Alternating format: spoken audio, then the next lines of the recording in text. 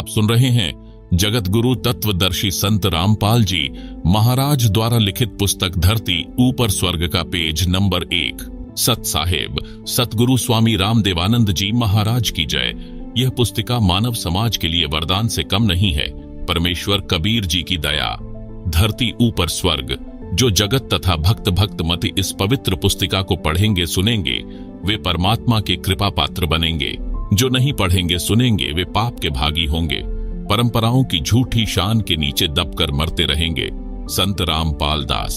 जीव हमारी जाति है, मानव धर्म हमारा, हिंदू मुस्लिम सिख ईसाई धर्म नहीं कोई न्यारा। आप सुन रहे हैं जगत गुरु तत्वदर्शी संत रामपाल जी महाराज द्वारा लिखित पुस्तक धरती ऊपर स्वर्ग का पेज नंबर 3। हे मानव, पढ़ अनमोल वचन, बनेगा धरती ऊपर स्वर्ग। मानव यानी स्त्री पुरुष का जन्म भाग्यवान यानी लकी आत्माओं को मिलता है, जो पूर्व जन्मों में किए शुभ व अशुभ कर्मों यानी पापों तथा पुण्यों पर आधारित होता है, जिसे प्रारब्ध कहा जाता है। इस बात को सब मानते हैं कि कर्म से सुख और कर्म से दुख होता है। सुख नाम स्वर्ग का तथा दुख नाम नरक का प्रतीक है। जिस घर में सुख है सब कहते हैं कि आपका घर तो स्वर्ग है, जहां दुख होता है तो कहते हैं कि उनका घर तो नरक बना है। सर्वप्रथम उन दुखों पर प्रकाश डालता हूं जो हमने अपने अनावश्यक रीति रिवाजों के कारण स्वयं लाद रखा है तथा नशे के आदी होकर घर नरक बना रखा है, जो प्रारब्ध में नहीं होता। हमारा यानी संत रामपाल दास व अनुयायियों का उद्देश्य धरती को स्वर्ग बनाना है। विवाह कर्म जो दुख का कारण है, बच्चों का संस्कार परमात्मा ने बना रखा होता है, उसी संस्कारवश 2 बच्चों का विवाह संयोग होता है। यह प्रारब्ध में निर्धारित होता है। इस कार्यक्रम में जो समाज में रीति रिवाज बना रखी है वे इस प्रकार हैं। नंबर 1 दहेज देना व लेना। नंबर 2 गाजे बाजे के साथ डीजे आदि को बजाकर विवाह करना। नंबर 3 शराब का तड़का नहीं लगा तो मजा किरकिरा। शराब पीकर जूते बाजना पूर्व निर्धारित होता है। आपको यानी विशेषकर हिंदू समाज को बताना चाहता हूं कि आप जी श्री ब्रह्मा जी, श्री विष्णु जी तथा श्री शिव जी व माता दुर्गा जी के मानने वाले हैं। क्या आपको पता है कि माता दुर्गा जी ने अपने 3 पुत्रों का विवाह कैसे किया था? प्रमाण के साथ पढ़ो। प्रमाण श्री देवी पुराण के स्कंद 3 अध्याय 4 से 5 में लिखा है कि श्री देवी जी यानी अष्टांगी देवी यानी दुर्गा जी ने वचन से 3 लड़की उत्पन्न की।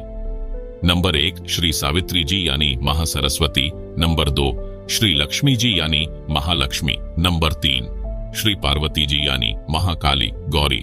पहले श्री ब्रह्मा जी को बुलाया तथा कहा, बेटा इस लड़की का नाम सावित्री है, इसे अपनी पत्नी रूप में रख, जाओ अपना घर बसाओ। श्री ब्रह्मा जी व श्री सावित्री जी ने माता जी को प्रणाम किया और वो ब्रह्मा लोक में अपने घर चले गए। विवाह संपन्न हुआ। फिर दूसरे पुत्र श्री विष्णु जी को बुलाया और कहा, बेटा इस लड़की का नाम लक्ष्मी है, इसे अपनी पत्नी रूप में रख, जाओ अपना घर बसाओ। दोनों माता जी को प्रणाम करके विष्णु लोक में चले गए। विवाह संपन्न हुआ। फिर तीसरे पुत्र श्री शिव जी को बुलाया तथा कहा, बेटा इस लड़की का नाम पार्वती यानी उमा है, इसे अपनी पत्नी रूप में रख, जाओ अपना घर बसाओ। दोनों ने माता जी को प्रणाम किया और शिव लोक में चले गए। विवाह संपन्न हुआ। आओ विचार करें। न बाराती थे, न भांति थे, न कड़ाई चढ़ाई, न मिठाई बनाई, बाजे न डीजे बजा, न दहेज दिया न लिया। वर्तमान में हिंदू समाज में विवाह कैसे होता है ये बताने की आवश्यकता नहीं, क्योंकि आप सब जानते हैं। क्या हम ब्रह्मा जी, विष्णु जी तथा शिव जी से भी बड़े हो गए जो व्यर्थ की रीति रिवाज बनाकर बोझ लाद लिया? आप सुन रहे हैं जगत गुरु तत्वदर्शी संत रामपाल जी महाराज द्वारा लिखित पुस्तक धरती ऊपर स्वर्ग का पेज नंबर 4।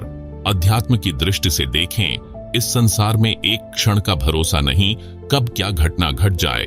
हम इस बात को मध्य नजर रखकर अपना जीवन जीते हैं तथा शास्त्रों के अनुसार धार्मिक व सामाजिक क्रिया करते हैं। धार्मिक शास्त्र परमात्मा का बनाया संविधान यानी कॉन्स्टिट्यूशन है। जो व्यक्ति संविधान का उल्लंघन करता है वह दंडित होता है। उसे न सुख प्राप्त होता है, न कार्य सिद्ध होते हैं, न उसका मोक्ष यानी गति होती है। प्रमाण गीता अध्याय 16 श्लोक 23 से 24 में है। श्लोक 23, हे अर्जुन, जो व्यक्ति शास्त्र विधि को त्याग कर अपनी मर्जी से मनमाना आचरण करता है उसको न सुख की प्राप्ति होती है, न सिद्धि प्राप्त होती है यानी जिससे कार्य सिद्ध होते हैं, तथा न उसको मोक्ष प्राप्त होता है। श्लोक 24, इससे तेरे लिए कर्तव्य यानी जो धार्मिक व सामाजिक कार्य करने योग्य हैं, और अकर्तव्य यानी जो धार्मिक व सामाजिक कार्य नहीं करने योग्य हैं, की व्यवस्था में शास्त्र ही प्रमाण है। इसलिए तू शास्त्रों में बताए कर्म कर। प्रमाण के लिए श्रीमद् भागवत गीता अध्याय 16 श्लोक 23 से 24 की फोटोकॉपी दी गई है, जिसे आप पुस्तक में देख सकते हैं।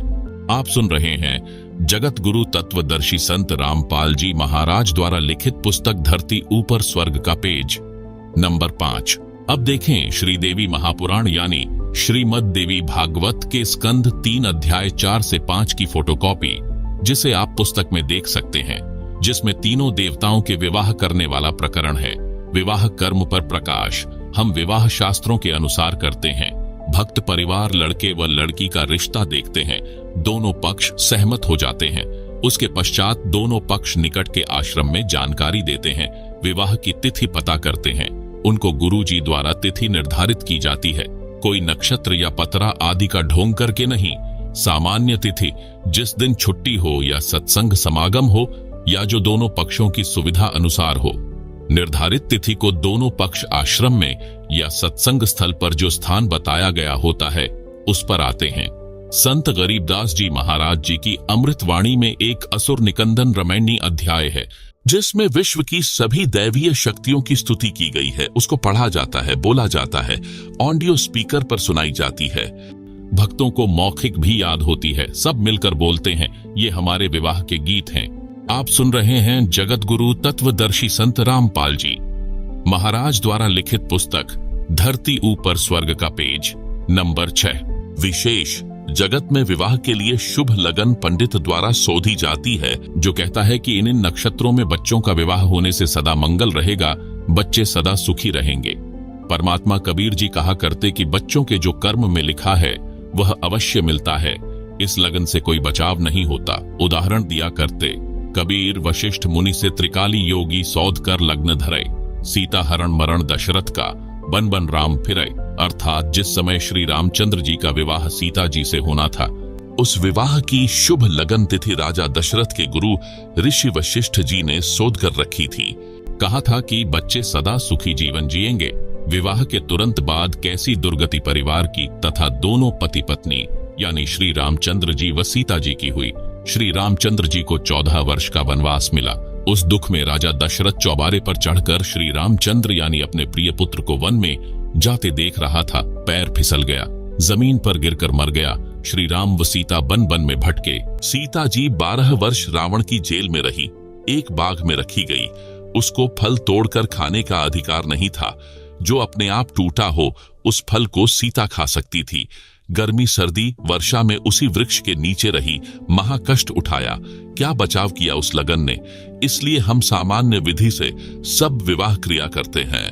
पूर्ण परमात्मा को इष्ट रूप में पूजते हैं, जिससे संकट टल जाते हैं। पढ़ें एक झलक यानी कुछ अंश उस अमर ग्रंथ यानी सूक्ष्म वेद की वाणी का। मैं यानी लेखक देवी देवताओं का सम्मान करता हूँ। मैं तथा मेरे अनुयायी प्रतिदिन विश्व के देवी तथा देवताओं की स्तुति करते हैं। प्रमाण के लिए दोपहर की स्तुति के कुछ अंश। सत्पुरुष समर्थ ओमकारा, अदली पुरुष कबीर हमारा। आदि युगादि दया के सागर, काल कर्म के मोचन आगर।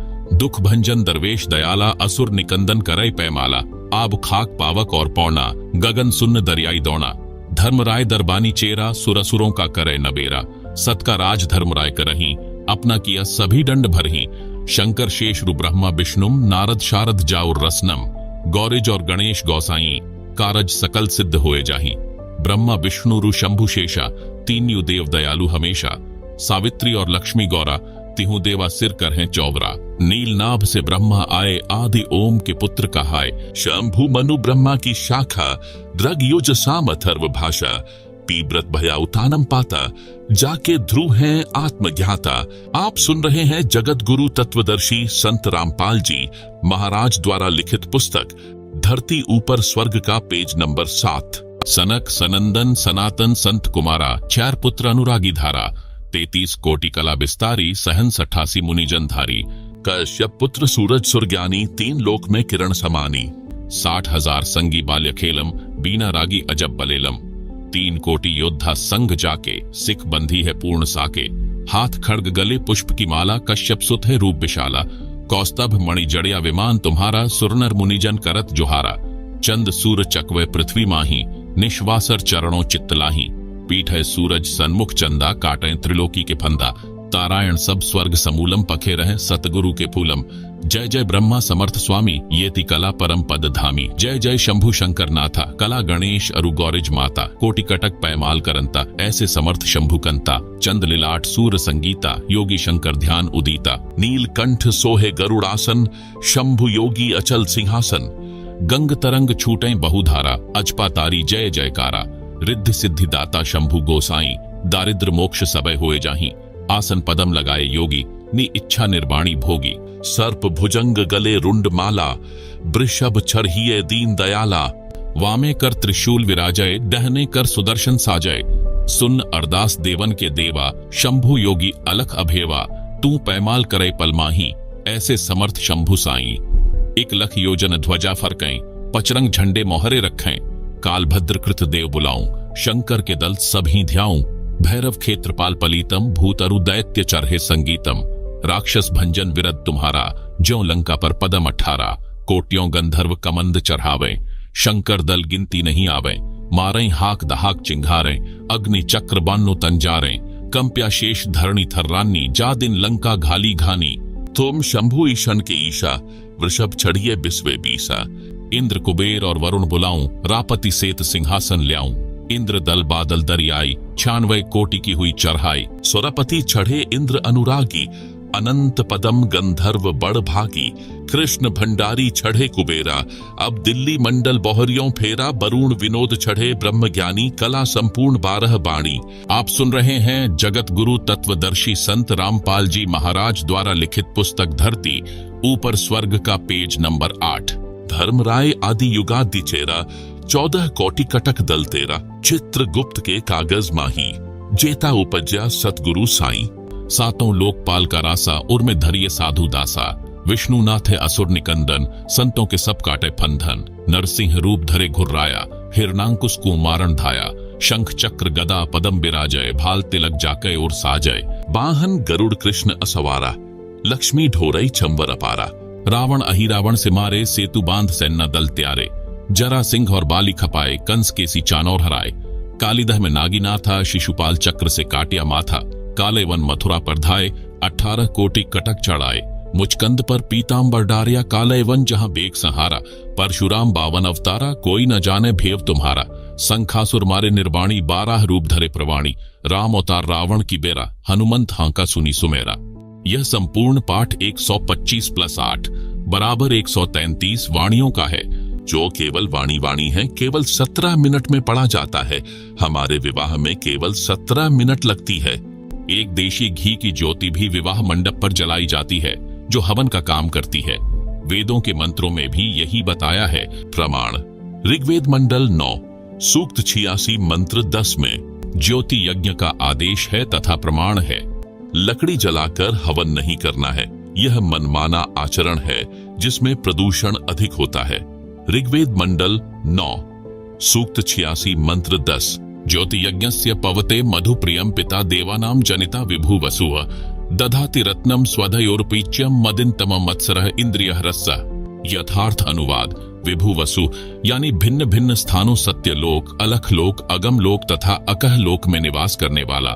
प्रियम पिता यानी प्रिय परम पिता परमेश्वर। देवानाम जनिता यानी सर्व आत्माओं व देव रूप आत्माओं का उत्पत्ति करने वाला है।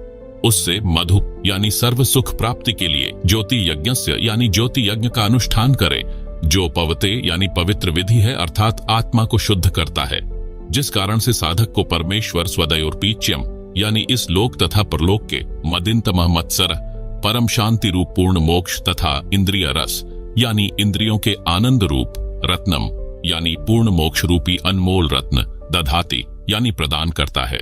हमारे विवाह में न वरमाला डाली जाती है, न भांति व बाराती बुलाए जाते हैं। केवल दोनों परिवारों के सदस्य तथा रिश्तेदार स्वयं आना चाहें तो आ सकते हैं।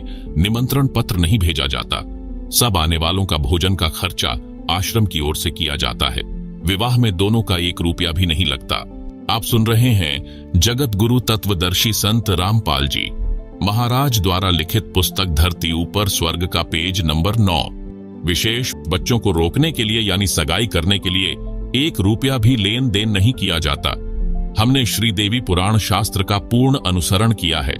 लगभग 40,000 बच्चों का विवाह इस विधि से कराया जा चुका है। सबके घरों में सुख शांति है। विवाह के पश्चात बेटी सीधे अपने ससुराल जाती है। न कोई श्रृंगार न मेहंदी आदि का दिखावा किया जाता है। कोई दहेज नहीं दिया जाता। सामान्य वस्त्र लड़का व लड़की पहनते हैं। बेटी अपने पिता के घर से 4 सूट यानी 4 जोड़ी कपड़े ही ले जा सकती है। उसके पश्चात ससुराल वाले अपनी बेटी की तरह उसे सब वस्तु उपलब्ध करवाते हैं। बाद में उनके बच्चों के विवाह में कोई भात का आयोजन नहीं किया जाता है, यानी पिताजी की ओर से जैसे भाई भात भरते हैं ऐसा कुछ नहीं करना है। लड़की माँ के घर आती है तो आए, उसे न कोई पैसा दिया जाएगा न कोई कपड़ा। वह बेटी खुद ही मना कर देती है कि हम भक्त हैं, यह लेन देन अगले जन्म का बीज बोता है, वह हमें नहीं लेना है। 100-200 रुपये से जीवन भर का काम नहीं चलता, अपनी कमाई से काम चलेगा। पैसे से प्रेम है तो भाई बहन वाला प्रेम खत्म होता है। भाई व बहन का मोह अलग होता है। पैसा बीच में आने से वह निर्मल नाता नहीं रहता। कभी न कभी मन में दोष आएगा, इसलिए हम निर्मल नाते को और पवित्र रखते हैं। विशेष माता पिता व भाई बहन बेटी को उस समय जितने मर्जी स्वेच्छा से वित्तीय मदद कर सकते हैं। जब बेटी के ऊपर कोई समस्या पड़ जाती है, जैसे भैंस या गाय दूध वाली मर जाती है, तो उसके लिए पैसा बेटी को दे सकते हैं। कोई मकान बनाना है अनिवार्य है तो उसमें सहयोग कर सकते हैं। कोई कारोबार बेटी करना चाहती है तो उसमें मदद कर सकते हैं। उनको वापस लेने का कभी नाम भी नहीं लेना है। बेटी की तमन्ना रहे कि मैं अपने भाई पिता का एक एक पैसा लौटाऊंगी। यदि परमात्मा ने इस योग्य बना दी तो ऐसा लेन देन दोनों पर कर्ज रूप नहीं बनता, अगले जन्म का कारण नहीं बनता। बेटी का हक पिता की संपत्ति में बेटों के समान होता है। भक्तमती बहन उसे नहीं लेगी। माता पिता भाई उपरोक्त आवश्यकताओं में उसी दृष्टिकोण से बेटी बहन की सहायता कर सकता है। इसको अन्य को बताना नहीं, यानी यह परंपरा न बन जाए, इसलिए उधार रूप में दे लेने का मन न रहे। इस शास्त्रोक्त विवाह के लाभ। नंबर 1, बेटी अपने बाप भाइयों भाभियों पर बोझ नहीं बनती। शास्त्र विधि त्याग कर मनमाने आचरण से किए जाने वाले विवाह की हानि। नंबर 1, बेटी माता पिता के लिए बोझ बन जाती है जो खुद गलत रीति रिवाजों से बनाई है। बेटी को गर्भ में ही मारने लग गए हैं, यह गलत रीति रिवाजों की देन है। नंबर 1, विवाह में अनाप शनाप खर्च लोकलाज में करना पड़ता है। जिनके पास माया है वे लोग समाज में बिगाड़ पैदा करते हैं। बेटी के विवाह में दहेज रूप में सोफा सेट, कुर्सी, मेज, बर्तन, मोटरसाइकिल, महंगी महंगी कार देना, गाजे बाजे, डीजे बजवाना, नाचना, गंदे गंदे गाने चलाना, शराब आदि का सेवन करवाना, मोटी धन राशि दान में देना जो व्यर्थ की बकवास है।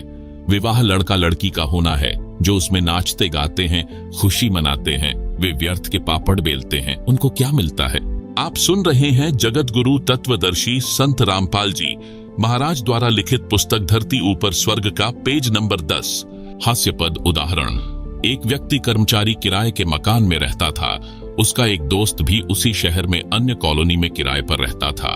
उस मकान मालिक के लड़के का विवाह हुआ तो किराएदार का जीवन न्योता यानी खाने का बुलावा दिया।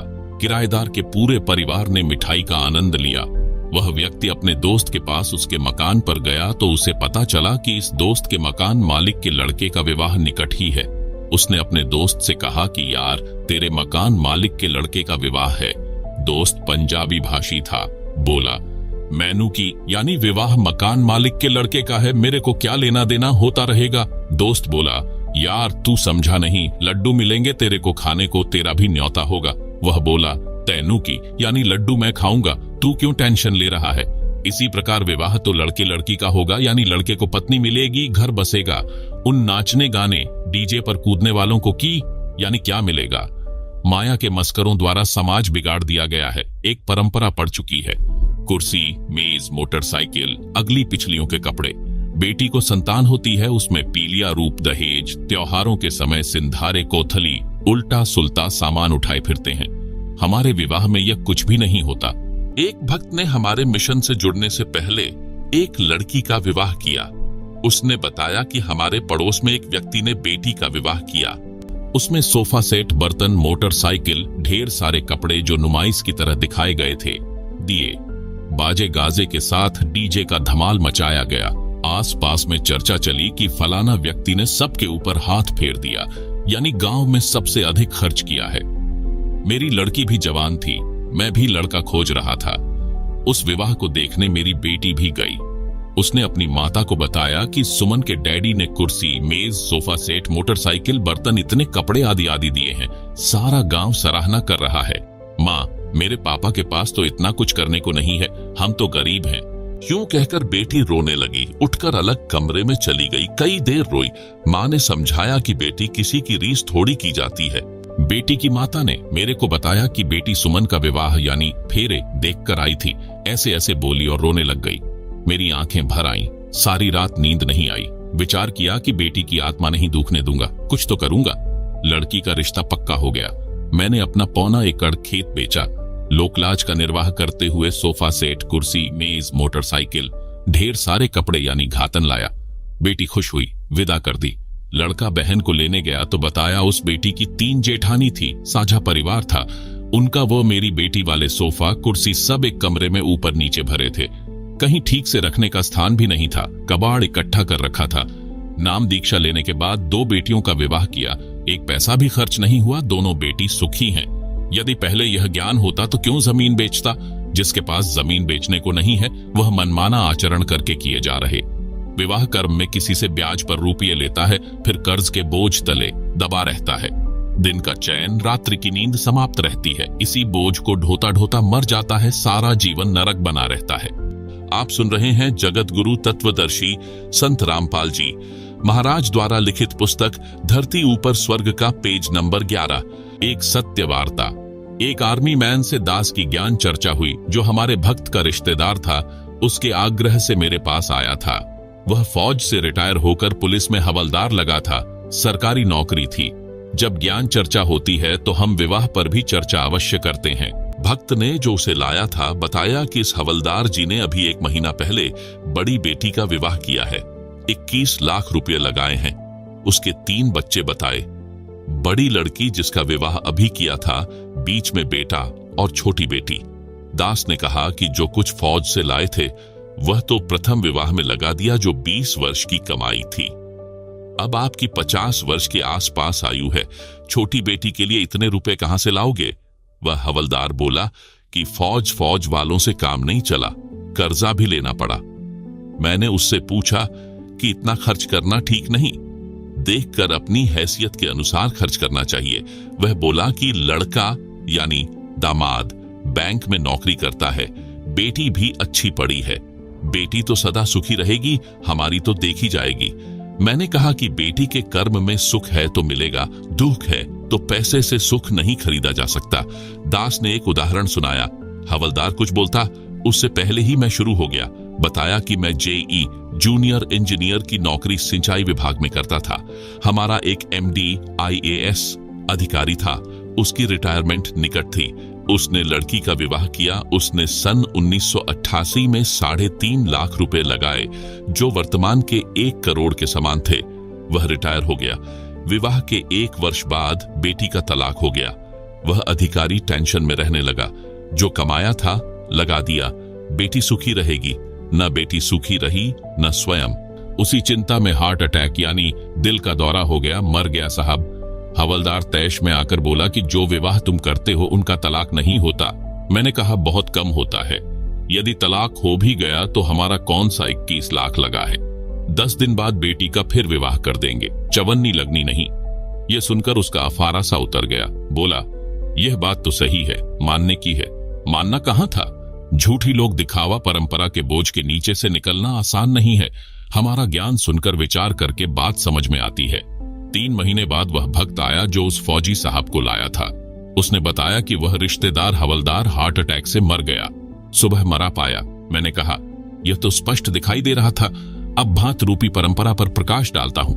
गांव में दास ने सुना था, बड़े बूढ़े मजाक मजाक में कहा करते कि छोरी यानी बेटी की तो जावा भी सेध है, यानी लड़की की तो संतान भी दुख देती है। जब भात आ जाता है उस समय इस बात को कहते सुना करते। हालांकि दिल खोलकर भात में रुपये खर्च करते थे। इस बात का ध्यान रखते थे कि लड़की को किसी की सुननी न पड़े, इसलिए चोखा यानी बढ़िया खर्च करते थे। आप सुन रहे हैं जगत गुरु तत्वदर्शी संत रामपाल जी महाराज द्वारा लिखित पुस्तक धरती ऊपर स्वर्ग का पेज नंबर 12। अब भी करते हैं, परंतु वह पैसा व्यर्थ खर्च होता था। जो नगद देते वह तो काम आ जाता है, जो कपड़े आदि पर खर्च किए वह व्यर्थ है। यह भी देखा गया है कि 2 या 3 भाई हैं, वे पैसे इकट्ठे करके भात का जुगाड़ करते हैं। कुल मिलाकर भात को एक बोझ के रूप में माना जाता है। जिस बहन के भाई नहीं है उसके बच्चों का विवाह होता है, वह किसके घर भात न्योतने जाए। उस समय वह बेटी घर में छुप छुप कर रोती है। उसकी परेशानी देखकर हमने ये फैसला लिया है कि भात भी व्यर्थ में लाद रखा है, ये नहीं भरना है। बहन की मदद आपत्ति के समय डटकर करो। सुनते हैं कि उसके भाइयों ने 21,000 रुपये का भात भरा है। एक के भाइयों ने 51,000 रुपये भात के भरे हैं। किसी गरीब की बेटी के भाई 1100 रुपये भी नहीं दे पाते। उस बहन की नजर झुकी रहती है। बेटी का निर्वाह अपने काम कमाई से होगा, भात या दहेज से सारे जीवन का काम नहीं चलेगा। आती जाती औरतें पता नहीं क्या क्या कहती हैं। वह बेटी अंदर अंदर बहुत दुखी रहती है, इसलिए इस परंपरा को विराम देना है। बेटी को सुखी करना है। बेटी किसी की मोहताज यानी आश्रित न रहे। उसको ज्ञान के आधार से मजबूत बनाया जाए, जैसा दास कर रहा है। लड़की आते ही भाभी कह त्योड़ी पड़ जाती है। मन मन में कहती है, आ गया 5-10 हजार का खर्च। तीसरे दिन बैठी रहती है। ऐसी बातें करती दास ने कई औरतें सुनी हैं जब छोटा था। हमारी बेटी बहन माता पिता भाई भाभी से मिलने आती हैं तो सम्मान के साथ पूरे डठोरे से आती हैं, अपनेपन के भाव से आती हैं, जैसे मेहमान आता है। 2 रोटी का खर्च रहता है। यदि माता पिता भाई भाभी पैसे या कपड़ा देना चाहें तो हाथ जोड़ लेती हैं। कहती हैं, हमने मान लिया, हमारे गुरुजी का आदेश नहीं है। आपने पाल पोष कर इतनी बड़ी की, पढ़ाई लिखाई में कोई कसर नहीं छोड़ी। अब उन बहन बेटियों के आने का भाभी भी इंतजार करती है। फोन करके भी लाड़ों में उल्हाने देती हैं, इसी क्यों भूलगी, आ जाया कर, हम भी कुछ लागे हैं तेरे। इस बात से बेटी का सिर ऊंचा होता है तथा सम्मान बढ़ता है। बेटी अपने भाई भतीजों के प्रति विशेष लगाव रखती है, अपनी आत्मा मानती है। इस लेन देन के व्यर्थ के दिखावे ने पवित्र रिश्तों में विष घोल रखा है। इससे कुछ सहारा बेटी को नहीं मिलता। अपनी कमाई से पूरा पटता है, यानी निर्वाह चलता है। हम परमात्मा कबीर जी की शरण में हैं। हमारी बेटियां और बेटे भी परमात्मा की शरण में हैं। भक्ति सेवा दान करते हैं। परमात्मा हर प्रकार से बरकत देता है। यदि किसी से ले लिया तो अगले जन्म में देना होगा। इसलिए हमारी बेटियां इस विश्वास पर डटी हैं। 1 रुपया भी नहीं लेती हैं। एक बेटी ने बताया, मैं जब नाम दीक्षा से पहले अपने घर जाती थी तो चलते समय भाई 100-200 रुपये देता था। मैं लेती थी। भाभी का स्वभाव अच्छा नहीं था, वह बाद में भाई के साथ झगड़ा करती थी। मेरी माताजी बताती थी, परंतु लालच नहीं छूटता था, पैसे लेती थी। सोचती थी कि जलती रहेगी जलने वाली। सब भाभी एक जैसी नहीं होती। कई तो अपनी ननंदों को मां से भी अधिक प्यार देती हैं। वे अच्छे खानदान की बेटी हैं। मेरी ननंद आती थी। मेरा पति भी बहन को रुपये देता था। दुख तो मुझे भी होता था। कह देती थी कि हाथ बोझकर काम कराकर इतना इतना रुपया दिया करें, घर भी तो देखना चाहिए। आप सुन रहे हैं जगत गुरु तत्वदर्शी संत रामपाल जी महाराज द्वारा लिखित पुस्तक धरती ऊपर स्वर्ग का पेज नंबर 13। जब से नाम दीक्षा ली है, काल का जाल ठीक से समझ लिया है। अब इस नरक को नहीं ढोएंगे। नाम दीक्षा के बाद जब मैं अपनी माँ के घर गई थी और चलने लगी तो भाई 500 का नोट देने लगा। मैंने हाथ भी नहीं किया। पहले भाई नोट निकालता, तुरंत लेकर छुपा लेती, कहीं भाभी न देख ले, भाई के जी न साका करे। जब मैंने कहा, भाई ना बहुत ले लिया, अब नहीं लेना है, भाई ने सोचा पैसा कम मानकर बहन नाराज हो गई। भाई की आंखों में आंसू आ गए। बोला, बहन तेरा भाई गरीब है, इसलिए थोड़े रुपये दे रहा है, ले ले। कभी भगवान करेगा तो अपनी बहन को घने घने रुपये दूंगा। मैंने कहा, भाई मैंने नाम दीक्षा ली है गुरुजी संत रामपाल जी से, उनके ज्ञान को समझा है। उनकी शर्तें हैं कि कोई बहन भाई या माता पिता से शादी के बाद रुपये कपड़े नहीं लेगी। परमात्मा पर भरोसा करो। एक बहन ने सत्संग में बताया कि मैं घर गई तो चलते समय मेरी माँ ने 5,000 रुपये मेरी जेब में डाले और बता दिया, इतने रुपये हैं। मैं लालच में आ गई, ले आई। तीसरे दिन भैंस का बच्चा यानी काटड़ा मर गया। भैंस 12 किलो दूध देती थी। 1,22,000 रुपए की लाए थे। दूध देना बंद कर दिया। उसको 50,000 में बेचना पड़ा। मेरे दिमाग में तुरंत गलती याद आ गई। अपनी गलती बताकर गुरुजी के आदेश से नाम शुद्ध करवाया। उसके बाद मायके के रुपये, कपड़ा लेना विष के समान समझ लिया और घनी हानि हो गई। भाई का नुकसान किया, चोरी का भाव बना, भाव खराब हुआ। उस बहन की बात मुझे खटक रही थी, इसलिए अपने भाई से एक भी रुपया नहीं लिया। कुछ दिन बाद भाई मेरे घर आया, फिर 1000 रुपये देने लगा। मैंने रुपए नहीं लिए, समझाया भी, परंतु उसके मन में यही बैठा था कि मैं गरीब हूं, बहन को खुश नहीं कर सका। मैं अपने भाई को लेकर सत्संग में गई, वहां ज्ञान सुना, अन्य भाई बहनों से आप बीती सुनी। तब भाई का मन हल्का हुआ कि बहन नाराज नहीं है। धीरे धीरे भाई तथा भाभी ने भी नाम दीक्षा ले ली। अब वह घर स्वर्ग बन गया। भाभी जी बहुत अच्छे स्वभाव की है, परंतु टोटे ने दुखी कर रखी थी। ऊपर से हमारा खर्च उसे विचलित कर देता था। अब आंखें बिछाए भाभी बैठी रहती हैं, कब ननंद आएगी, भगवान की बात बताएगी। ऐसे वह पवित्र नाता विष से अमृत बन गया। धरती ऊपर स्वर्ग का एहसास होने लगा है।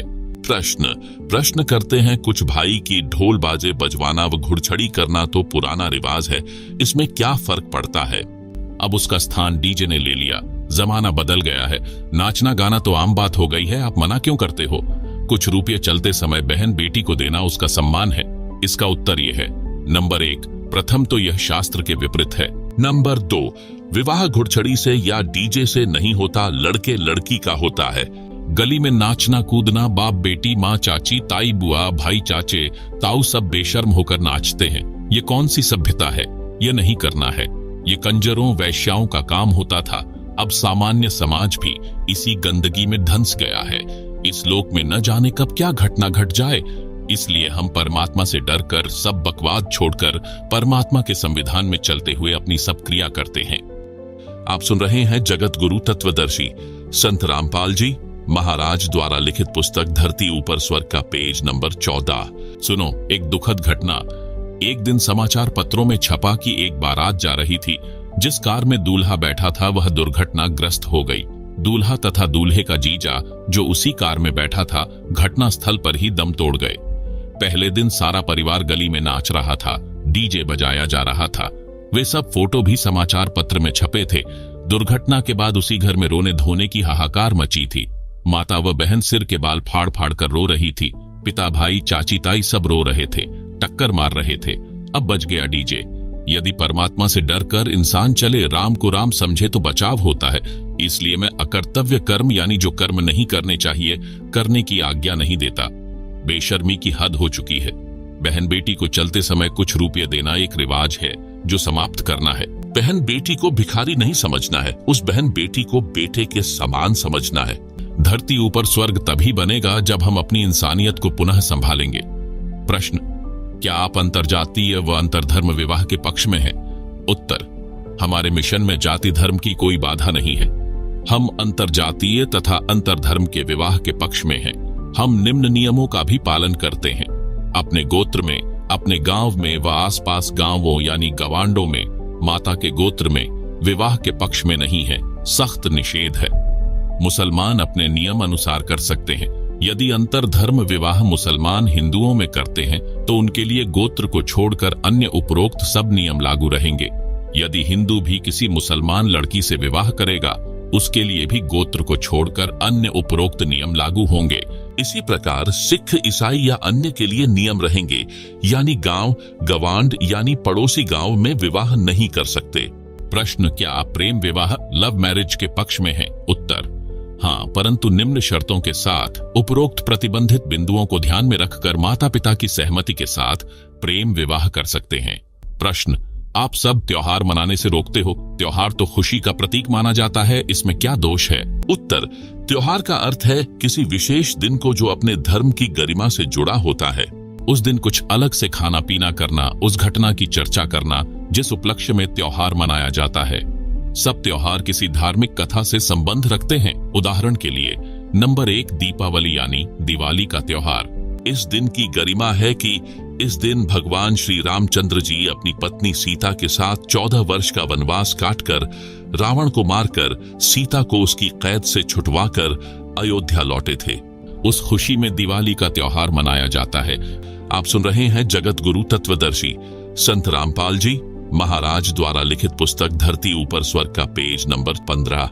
घर घर में कई कई दीपक जलाए जाते हैं। प्रारंभ में गाय भैंस के घी के दीपक जलाए जाते थे, फिर सरसों के तेल के दीपक लगाए जाने लगे, फिर मोमबत्ती ने स्थान ले लिया। अब बिजली के छोटे छोटे बल्ब दीपक के स्थान पर लगाए जाते हैं। एक दिन यह सब कर दिया, फिर न सीता याद आती है न श्री राम। क्या आपको याद है? नंबर 1, सीता जी को 2 वर्ष के बाद एक धोबी के व्यंग्य के कारण घर से निकाल दिया गया था। उस समय वह गर्भवती थी। ऋषि वाल्मीकि के आश्रम में आजीवन कष्ट सहा। 2 पुत्र साथ थे, एक का नाम लव, दूसरे का नाम, जो ऋषि के आशीर्वाद से कुशा से बना था, कुश था। विचार किया जाए, जिसकी पत्नी को निकाल दिया गया हो, बच्चों का व पत्नी का पता नहीं, कैसे कष्ट का जीवन जी रहे होंगे। क्या वह व्यक्ति चाहे राजा भी क्यों न हो सुखी रहेगा? सपने में भी सुखी नहीं रह सकता, शर्म के मारे बोलता नहीं है। राजा रामचंद्र जी ने अश्वमेध यज्ञ करना था, परंपरा वश घोड़ा छोड़ा गया। उस पर लिखा था कि जिसको अयोध्या के राजा रामचंद्र की पराधीनता स्वीकार नहीं है, वह घोड़ा पकड़ ले और युद्ध के लिए तैयार रहे। उस समय लव तथा कुश जवान थे। दोनों ने ऋषि वाल्मीकि से धनुर्विद्या सीखी थी। जब उन्होंने घोड़े के गले में लटक रही चिट्ठी यानी पैम्फलेट पढ़ी, तो घोड़ा पकड़ लिया और धनुष श्री रामचंद्र की ओर तान दिया। युद्ध शुरू हुआ।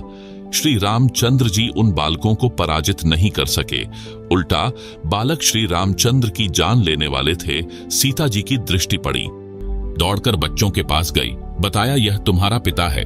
रामचंद्र जी ने भी सीता को पहचान लिया। उसको गले लगाने के लिए निकट गए तो सीता ने पीठ फेर ली और धरती में समा गई। श्री रामचंद्र जी सीता जी के वियोग में दुखी तो पहले ही था, परंतु आशा थी कि कभी मिल जाएगी। जब आशा टूट गई तो श्री रामचंद्र जी का धैर्य जवाब दे गया। वहां से लौटा और अयोध्या के साथ बह रही सरयू दरिया में जल समाधि ले ली, यानी डूबकर मर गया। प्रश्न, आप आलोचना कर रहे हो, आपके पास क्या प्रमाण है कि श्री रामचंद्र जी सीता के वियोग में दुखी रहते थे? उत्तर, रामायण ग्रंथ में प्रमाण है। प्रतिवर्ष रामलीला करते समय दिखाया जाता है कि जब सीता जी को रावण राक्षस अपहरण करके ले गया तो श्री रामचंद्र जी डकरा डकरा कर रोते थे, हाय सीता हाय सीता। पेड़ों से लिपटकर, पशुओं से लिपटकर पूछते थे कि तुमने मेरी जान को देखा क्या, मेरी सीता को देखा क्या? आप बताओ, क्या रामचंद्र जी सीता को मजबूरी में निकालकर मन मन में नहीं रोए होंगे? क्या रामचंद्र जी दयाहीन थे? क्या फिर पत्थर दिल हो गए थे? क्या उनके मन में कल्पना नहीं होती होगी कि अकेली गर्भवती औरत कैसे जी रही होगी? यदि इतनी भी दया न हो तो वह इंसान भी अच्छा नहीं होता। इसलिए इससे सिद्ध है कि श्री रामचंद्र जी महाकष्टमय जीवन जीते थे। अयोध्यावासी दीप जलाकर, मिठाई आदि खाकर उस दिन श्री रामचंद्र जी की छाती फूका करते। विचार करो, जिस रामचंद्र जी व सीता जी के आने की खुशी में दीपावली का त्योहार मनाना शुरू किया, जब सीता अयोध्या से चली गई, श्री रामचंद्र जी ने आत्महत्या सीता के वियोग में की, यानी जल समाधि ले ली थी। आप सुन रहे हैं जगत गुरु तत्वदर्शी संत रामपाल जी महाराज द्वारा लिखित पुस्तक धरती ऊपर स्वर्ग का पेज नंबर 16। अब क्यों मना रहे हो खुशी? क्या श्री रामचंद्र जी व सीता जी के दुखों से आप दुखी नहीं हो? हम उन दोनों के वनवास व रावण के साथ हुए युद्ध में कष्ट तथा दोनों के अयोध्या आने की खुशी, दोनों को आजीवन दुखी रहने के इतिहास को ध्यान में रखकर सारा वर्ष उनको याद रखते हैं। उस दृष्टिकोण से दीपावली यानी दिवाली का त्योहार किसी विशेष दिन नहीं मनाते। संतों के घर सदा दिवाली होती है। हम कैसे मनाते हैं दीपावली का त्योहार?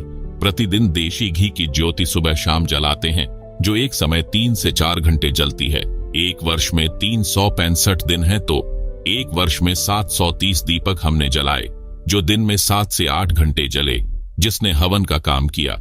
एक गांव या शहर में हमारे अनुयायियों के 50 से 60 परिवार हैं, तो वहां सुबह शाम प्रत्येक घर में देशी घी की ज्योति जलती है, हवन होता है जो वातावरण को शुद्ध करता है।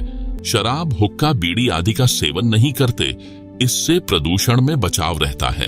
हवन के समय वेद मंत्र भी बोले जाते हैं। हम सूक्ष्म वेद के मंत्र यानी वाणी सुबह शाम नित्य नियम संध्या आरती के रूप में पढ़ते यानी बोलते हैं, फोन में चलाकर सुनते हैं। यदि हलवा या खीर खाने की इच्छा होती है तो किसी भी दिन बनाकर खा लेते हैं। जगत के लोग उस दिन या अन्य होली आदि के त्योहार पर बम छोड़ते हैं, पटाखे छोड़ते हैं, प्रदूषण फैलता है। कई बच्चों की आंखें खराब हो जाती हैं, कईयों के हाथ खराब हो जाते हैं, कई स्थानों पर आग लग जाती है। यह सब हम नहीं करते, सख्त हिदायत है। हम राम को दिन रात याद करते हैं। एक दिन की तो बात छोड़ो, होली दुल्हंडी के ऊपर जो उधमस उतारा जाता है, उसका उस त्योहार से क्या लेना देना है? होली का त्योहार। भक्त प्रहलाद की रक्षा परमात्मा ने की। भक्त प्रहलाद के पिता हिरण्यकशिपु ने चिता की तरह लकड़ियों का ऊंचा ढेर लगवाकर प्रहलाद भक्त को जिंदा जलाने की योजना बनाई। होलिका नामक पापिनी, जो प्रहलाद भक्त की सगी बुआ थी, हिरण्यकशिपु के आदेश से अपने ऊपर अग्निरोधक चद्दर ओढ़कर भतीजे प्रहलाद को विश्वास में लेकर कहा कि देख बेटा, मैं भी तो आग में बैठी हूं, कुछ नहीं होगा। गोद में प्रहलाद को बैठा लिया, अग्नि जला दी। परमात्मा ने आंधी चला दी। वह अग्नि रक्षक यानी फायर प्रूफ चद्दर होलिका से उतारकर प्रहलाद भक्त पर उड़ा दी। आग भड़क उठी, होलिका जल मरी। प्रहलाद सुरक्षित परमात्मा ने रखा। इस खुशी का प्रतीक है होली का त्योहार। जगत क्या करता है इस दिन? लट्ठमलट्ठा औरतें कोरड़े पुरुषों को मारती हैं। पुरुष हट जा करके बचाव करते रहते हैं। इधर से उधर पौड़ पाटे यानी दौड़ते रहते हैं। एक दूसरे पर रंग डालते हैं, कीमती कपड़ों का नाश कर देते हैं। इसका परमात्मा से क्या लेना देना जिसने भक्त की रक्षा की? कुछ कहते हैं कि हम रंग नहीं डालते, गुलाल का प्रयोग करते हैं। विचार करो, बंदर सा मुंह बनाकर एक दूसरे को परेशान करते हो। क्या गुलाल लगाने को आप परमात्मा की आरती मानते हो? दिवाली का त्योहार त्रेता युग के अंत में हुई। रावण वध व सीता समेत अयोध्या रामचंद्र की वापसी के बाद मनाया जाने लगा। उससे पहले क्या त्योहार मनाते थे? केवल धार्मिक यज्ञ का अनुष्ठान करते थे। आप सुन रहे हैं जगत गुरु तत्वदर्शी संत रामपाल जी महाराज द्वारा लिखित पुस्तक धरती ऊपर स्वर्ग का पेज नंबर 17। होली का त्योहार सत्य युग के अंत में प्रहलाद भक्त की रक्षा परमात्मा द्वारा नरसिंह रूप में की जाने के बाद प्रारंभ हुआ। उस समय सत्य युग लगभग 16 लाख वर्ष बीत चुका था। उससे पहले तो यह त्योहार नहीं मनाया जाता था, केवल धार्मिक यज्ञ शास्त्रों के अनुसार किए जाते थे, जैसे हम करते हैं। हमारा उद्देश्य है कि सारा जहान शास्त्रोक्त विधि से सामाजिक व धार्मिक कर्म करे, ताकि कलयुग में सत्य युग जैसा माहौल बने, सब सुखी हो जाएं। हम क्या करते हैं? हम प्रतिदिन परमात्मा का शुक्र कई बार करते हैं। एक दिन ड्रामा नहीं करते। शास्त्रों अनुसार धर्म कर्म करते हैं, धर्म यज्ञ करते हैं। अजब गजब बात। एक भक्त बना, उसने बताया कि हम चाचा ताऊ के 11 भाई बहन हैं, सब शादीशुदा हैं। हमें 11 वर्ष हो चुके हैं, कोई त्योहार नहीं मनाया है। कारण, वर्ष में एक मौत इतनी निकट हो जाती है कि त्योहार नहीं मना पाते। विचार करें पाठक, जिनके मृत्यु हो जाती है वे रोते हैं, गांव के लोग मस्ती मनाते रहते हैं। फिर उनकी बारी आती है, वे मुंह लटकाकर रोते रहते हैं, अन्य त्योहार का ड्रामा कर रहे होते हैं। हम क्या करते हैं? हम किसी की आत्मा न दुखे इसलिए व्यर्थ दिखावा नहीं करते, दिन रात राम को याद रखते हैं। हम धार्मिक अनुष्ठानों को त्योहार रूप में मनाते हैं। वहां कोई गाना बजाना नहीं, केवल सत्संग करके, पाठ करके परमात्मा का गुणगान करते हैं। धर्म यज्ञ करते हैं। उस समय हलवा, खीर, लड्डू, जलेबी आदि बनाते खाते हैं। ऐसे त्योहार मनाते हैं। धरती ऊपर स्वर्ग कैसे बना? हमारे नियम है, नंबर 1, किसी नशीले पदार्थ का सेवन नहीं करते, यानी किसी प्रकार का नशा नहीं करते हैं। नंबर 2, तंबाकू का सेवन नहीं करते हैं। नंबर 3, दहेज नहीं देते हैं, वो न लेते हैं। नंबर 4, विवाह में 1 पैसा भी खर्च नहीं करते हैं। नंबर 5, चोरी ठगी जारी यानी परस्त्री गमन से डरते हैं, न रिश्वत लेते हैं। नंबर 6, परमात्मा का नाम जपते हैं। नंबर 7, धार्मिक अनुष्ठान गुरुजी की आज्ञा में रहकर करते हैं। ऐसे धरती ऊपर स्वर्ग बना है। कल युग में सत्य युग बनेगा। एक बुद्धिजीवी व्यक्ति ने हमारी व्यवस्था को ठीक से समझा तो बोला, न तो तुम शराब पीते, न बीड़ी सिगरेट, न हुक्का पीते, न दहेज लेते न देते। तुम जो कमाते हो वह सारी बचत है। जो संत रामपाल जी से दीक्षा ले लेता है उसके तो यूं समझो एक लड़का नौकरी लग गया, इतनी बचत हो जाती है। मेरा एक बुआ का लड़का है, वह महीने के 60,000 रुपये सैलरी लेता है, सरकारी नौकरी है। शराब सिगरेट पीकर घर का नाश कर रखा था। मैं एक दिन सुबह सुबह उनके घर गया। वह तो नौकरी गया था, कहीं पीकर पड़ गया, आया ही नहीं घर। ऐसा कई बार करता था। उसकी पत्नी ने चूल्हा जला दिया, उस पर डेगची रख दी, चाय बनाने लगी। मैं दूसरे कक्ष में बैठा था, उठकर देखा तो वह चूल्हे के पास बैठी थी। आप सुन रहे हैं जगत गुरु तत्वदर्शी संत रामपाल जी महाराज द्वारा लिखित पुस्तक धरती ऊपर स्वर्ग का पेज नंबर 18। 1 घंटा हो गया, चाय नहीं आई। तब मेरी बुआ, उस शराबी की माता जो दूसरे लड़के के साथ रहती थी, आई। बोली, उठ ले, कितकी चाय पीवेगा, न चीनी न दूध न चाय पत्ती, नाश कर रखा है लड़के ने। मैं दूसरी बुआ के लड़के के घर गया, वहां चाय पी, कुछ सामान दुकान से खरीद कर उसके घर डालकर आया। उसकी पत्नी रो रही थी, मैं चला गया।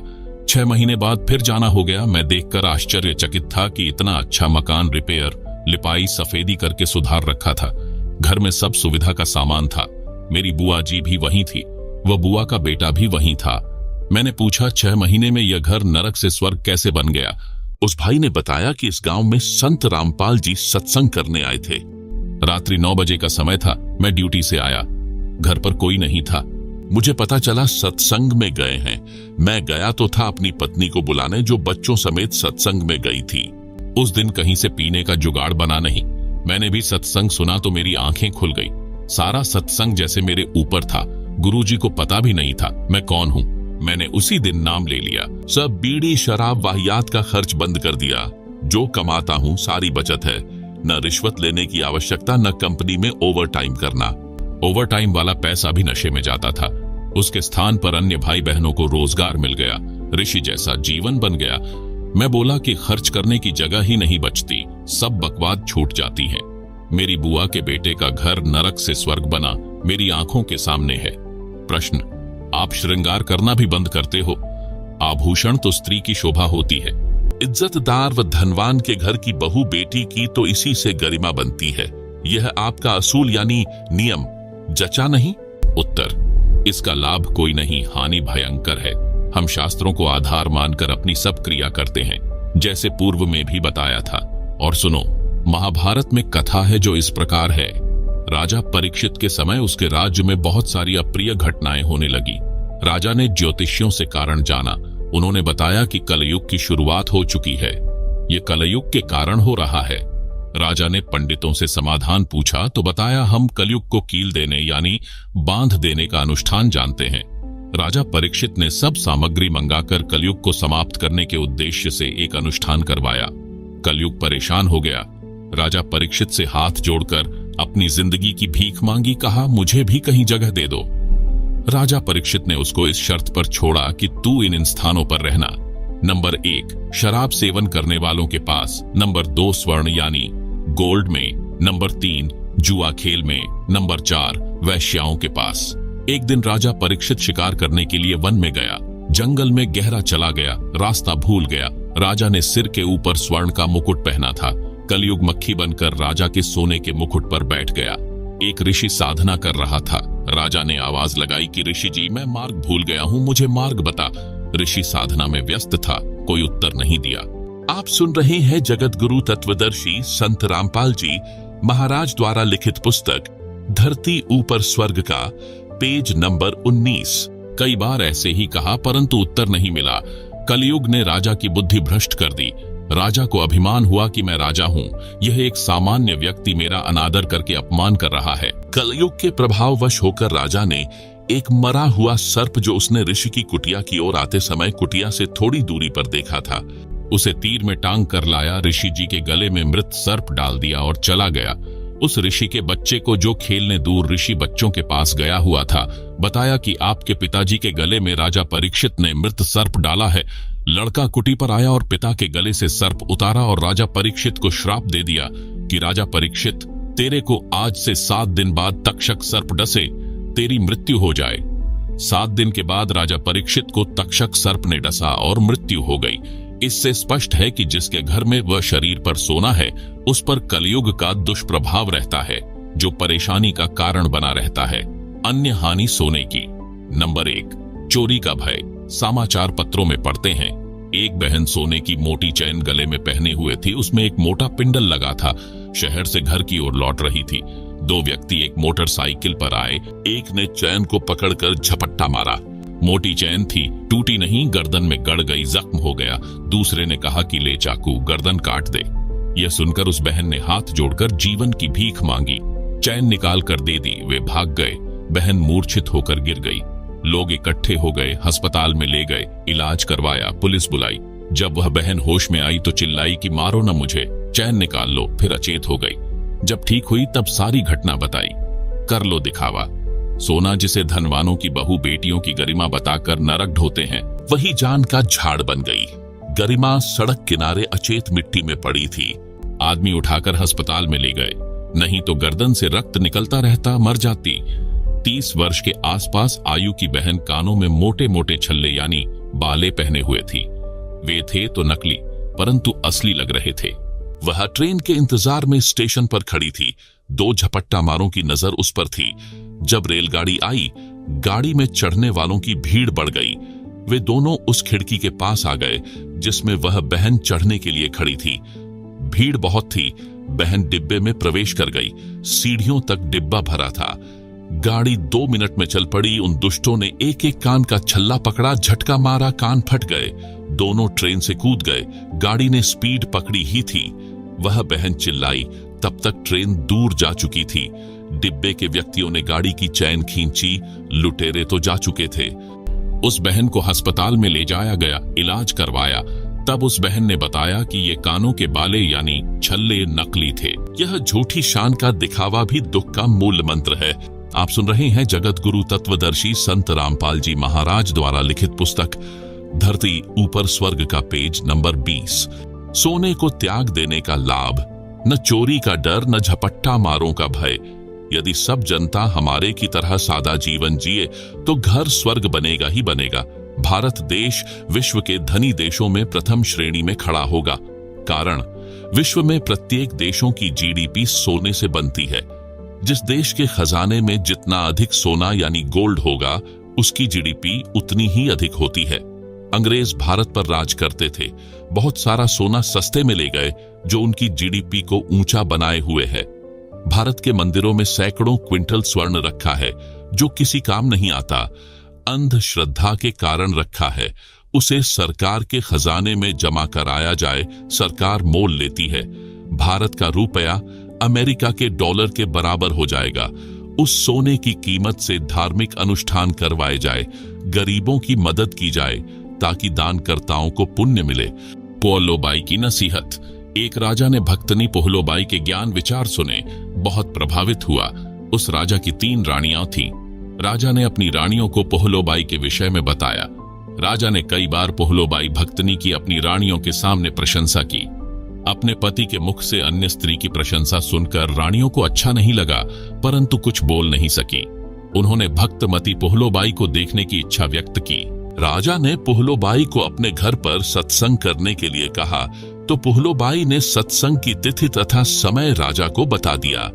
सत्संग के दिन रानियों ने अति सुंदर कीमती वस्त्र पहने तथा सब आभूषण पहने। अपनी सुंदरता दिखाने के लिए कोई कसर नहीं छोड़ी। रानियों ने सोचा था कि पोहलो बहुत सुंदर होगी। भक्तमती पोहलो राजा के घर आई। उसने खद्दर का मैला सा वस्त्र धारण कर रखा था। हाथ में माला थी, चेहरे का रंग भी साफ नहीं था। भक्तमती पोहलो को देखकर तीनों रानियां खिलखिलाकर हंसने लगी और बोली कि यह है वह पोहलो। हमने तो सोचा था कि बहुत सुंदर होगी। उनकी बात सुनकर भक्तमती पोहलोबाई ने कहा कि वस्त्र आभूषण तन की शोभा, यह तन कांचो भांडो। भक्ति बिना बनोगी कुतिया, राम भजो न रांडो। भावार्थ, सुंदर वस्त्र तथा आभूषण शरीर की शोभा बढ़ाते हैं। यह शरीर नाशवान है जैसे कच्चा घड़ा होता है। यह शरीर क्षणभंगुर है, न जाने किस कारण से, किस आयु में और कब कष्ट हो जाए, कोढ़ लग जाए। यदि भक्ति नहीं की तो अगले जन्म में कुतिया का जन्म पाओगी, फिर निवस्त्र भटकती फिरोगी। इसलिए कहा है रांडो अर्थात स्त्रियों भक्ति करो। रांड शब्द विधवा के लिए प्रयोग होता है, परंतु सामान्य रीति में स्त्रियां अपनी प्रिय सखियों को प्यार से संबोधित करने में यानी प्यार भरी गाली के साथ प्रयोग किया करती। अब शिक्षित होने पर यह शब्द प्रयोग नहीं होता। भक्तमती पोहलोबाई ने सत्संग सुनाया। कबीर परमेश्वर जी की साखियां सुनाई। कबीर, हरि के नाम बिना नारी कुतिया होए, गली गली भौंकत फिरे, टूक ना डाले कोय। कबीर, राम रटत कोड़ी भलो, चू चू पड़े जो चाम, सुंदर देही किस काम की, जा मुख नाही नाम। आप सुन रहे हैं जगत गुरु तत्वदर्शी संत रामपाल जी महाराज द्वारा लिखित पुस्तक धरती ऊपर स्वर्ग का पेज नंबर 21। कबीर, नहीं भरोसा देही का, विनश जाए छिन माही, श्वास उश्वास में नाम जपो और यत्न कुछ नाही। कबीर, श्वास उश्वास में नाम जपो, व्यर्था श्वास मत खो, न जाने इस श्वास का आवन हो के ना हुए। गरीब सर्व सोने की लंका थी, रावण से रणधीरम, एक पलक में राज्य गया, जम के पड़े जंजीरम। गरीब मर्द गर्द में मिल गए, रावण से रणधीरम, कंस केसी चाणूर से हिरणाकुश बलबीरम। गरीब तेरी क्या बुनियाद है, जीव जन्म धरि लेत, दास गरीब हरि नाम बिन खाली रह जा खेत। शब्दार्थ। कबीर परमेश्वर जी ने अध्यात्म का विधान बताया है। कहा है कि जो स्त्री भक्ति नहीं करती वह अगले जन्म में कुतिया का जीवन प्राप्त करके गली गली भौंकती फिरती है। कोई उसको भोजन का ग्रास भी नहीं डालता। मानव जीवन में सब भोजन समय पर मिल रहा था। भक्ति न करने से यह दशा होगी।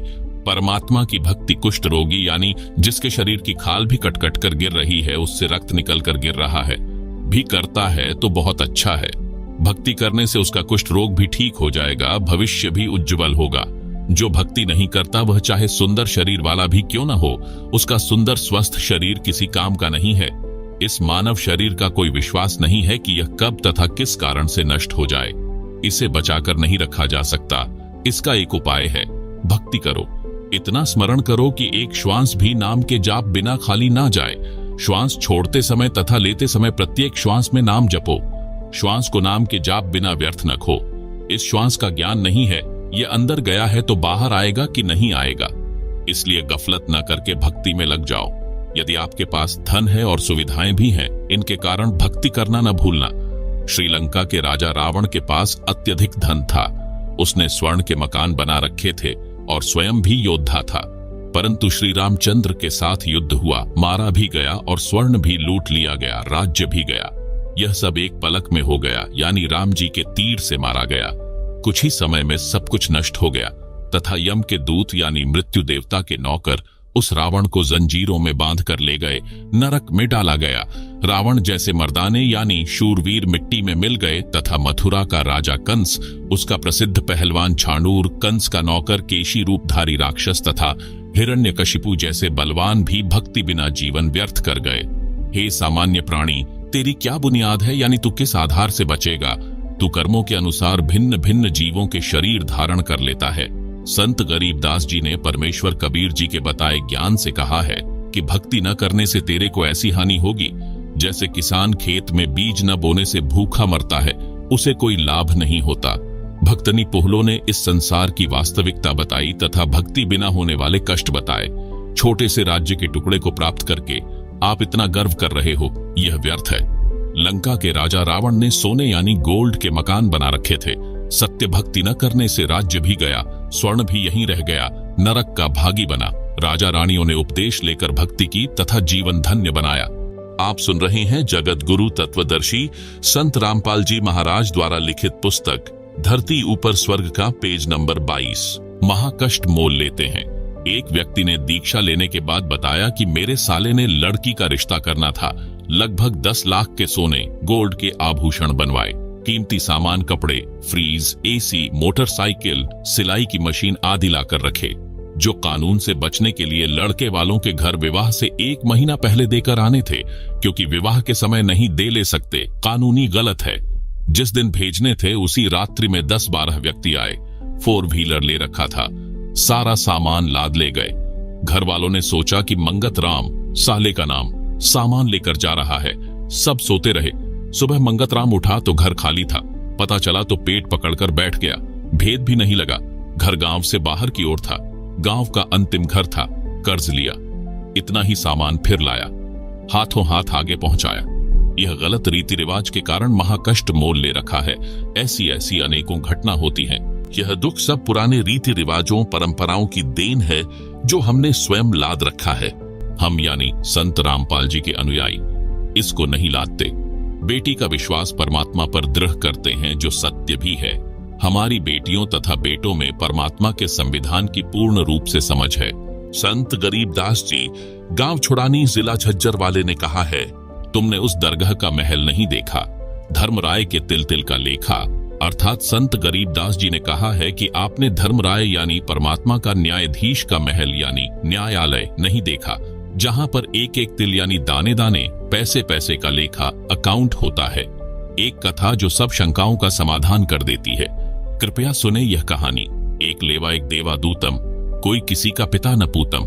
एक किसान के घर एक पुत्र उत्पन्न हुआ। पुत्र 8 वर्ष का हुआ तो पत्नी की मृत्यु हो गई। किसान के पास 16 एकड़ जमीन थी। कुछ वर्ष पश्चात किसान ने दूसरी शादी की। उस पत्नी से भी एक पुत्र उत्पन्न हुआ। कुछ वर्ष पश्चात उस पत्नी की भी मृत्यु हो गई। किसान का प्रथम पत्नी वाला पुत्र 16 वर्ष का हुआ, उसका विवाह कर दिया। किसान की भी मृत्यु हो गई। छोटा लड़का 10-12 वर्ष की आयु में रोगी हो गया। कुछ दिन उपचार कराया, फिर बड़े भाई यानी मौसी का बेटा ने तथा उसकी पत्नी ने विचार किया कि उपचार पर क्यों खर्च किया, यदि मर गया तो इसके हिस्से के 8 एकड़ जमीन अपने पास रह जाएगी। यह विचार करके पड़ोस के गांव से जो वैद्य उपचार के लिए आता था उससे कहा कि इस लड़के को औषधि में विष मिलाकर दे दो, हम आपको धन दे देंगे। 500 रुपये के लालच में वैद्य ने उस लड़के को औषधि में विष खिलाकर मार दिया। गांव वालों को बताया गया कि रोग के कारण मृत्यु हो गई। किसी को शंका नहीं हुई, बच्चे की मृत्यु रोग के कारण हुई मान ली। आप सुन रहे हैं जगतगुरु तत्वदर्शी संत रामपाल जी महाराज द्वारा लिखित पुस्तक धरती ऊपर स्वर्ग का पेज नंबर 23। उस मौसी के बेटे की मृत्यु के 1 वर्ष पश्चात बड़े भाई को पुत्र प्राप्त हुआ। खुशी का ठिकाना नहीं रहा। बच्चे के जन्म की खुशी में जीवनवार यानी लंगर किया। पूरे गांव में मिठाई बांटी गई। उसके पश्चात कोई संतान नहीं हुई। इकलौते पुत्र को प्रेम से पाला, अच्छा घी दूध दही खिला पिलाकर हष्ट पुष्ट कर दिया। 16 वर्ष की आयु में विवाह कर दिया। उस समय बाल विवाह को गर्व की बात माना जाता था। वह लड़का रोगी हो गया। वैद्य पर वैद्य बुलाए, महंगे से महंगी औषधि खिलाई, परंतु व्यर्थ रहा। उस समय 1 महीने में 1-1 हजार की औषधि खिलाई गई। हीरा तथा मोती भस्म भी औषधि में मिलाकर लड़के को खिलाया गया, जिस कारण से 8 एकड़ जमीन भी बेचनी पड़ी। परंतु रोग घटने की बजाय बढ़ता ही चला गया और अंतिम दिन आ गया। लड़के का पिता चिंतित अवस्था में पुत्र के पास बैठा था। उसी समय लड़का बोला, भाई साहब एक काम कर। पिता ने कहा कि बेटा मैं तेरा पिता हूं। लड़का बोला कि मैं तेरा वह भाई हूं जिसको आपने विष देकर मरवाया था। मैं ही अपना बदला लेने आपके पुत्र रूप में जन्मा हूं। उस लड़के की माताजी भी वहीं विराजमान थी। लड़का बोला कि 8 एकड़ जमीन मेरे हिस्से की थी, वह मैंने वसूल कर ली है। अब केवल कफन तथा लकड़ियों का हिसाब शेष है, उसकी तैयारी करो। यह बात सुनकर पिता उर्फ भाई का मुख फटा का फटा रह गया। अपने किए पर दोनों पति पत्नी ने पश्चाताप किया। परमात्मा का विधान अटल है। बड़े भाई ने पुत्र रूप में जन्मे छोटे भाई से प्रश्न किया कि हमने लालच में आकर जो पाप किया, हमें तो परमात्मा ने फल दे दिया। जिस उद्देश्य के लिए आपकी जान ली थी वह 8 एकड़ जमीन गई तथा अन्य संतान है नहीं। यह शेष जमीन कोई और ही लेगा। हमारा तो नाश हुआ सो हुआ, यह तो होना ही चाहिए था। परमात्मा ने न्याय किया। परंतु जो लड़की आपकी पत्नी रूप में आई है, इसने कौन सा अपराध किया है जिस कारण से यह सती प्रथा के तहत आपके साथ जिंदा जलाई जाएगी? इसके साथ भगवान ने अन्याय किया है। छोटा भाई उर्फ पुत्र बोला कि मेरी मृत्यु के 2 वर्ष पश्चात वह वैद्य मर गया था जिसने मुझे 500 रुपये के लालच में विष देकर मारा था। यह पत्नी वही वैद्य यानी डॉक्टर वाली आत्मा है। इसको वह फल मिलेगा, जिंदा जलाई जाएगी। उस समय सती प्रथा जोरों पर थी। पति की मृत्यु के पश्चात पत्नी को जिंदा उसी चिता में जलाया जाता था। प्रिय पाठकों, विचार करो, परमात्मा की दृष्टि से कुछ नहीं छुपा है। जैसा करेगा वैसा भरना पड़ेगा। प्रत्येक परिवार इसी प्रकार संस्कार के कारण एक दूसरे से जुड़ा है।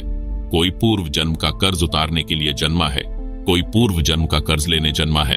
अनेकों उदाहरण। नंबर 1, पिता ने लड़के को पढ़ाया, शादी से 2 दिन पहले दुर्घटनाग्रस्त होकर मर गया। वह अपना कर्ज पिता से लेने आया था।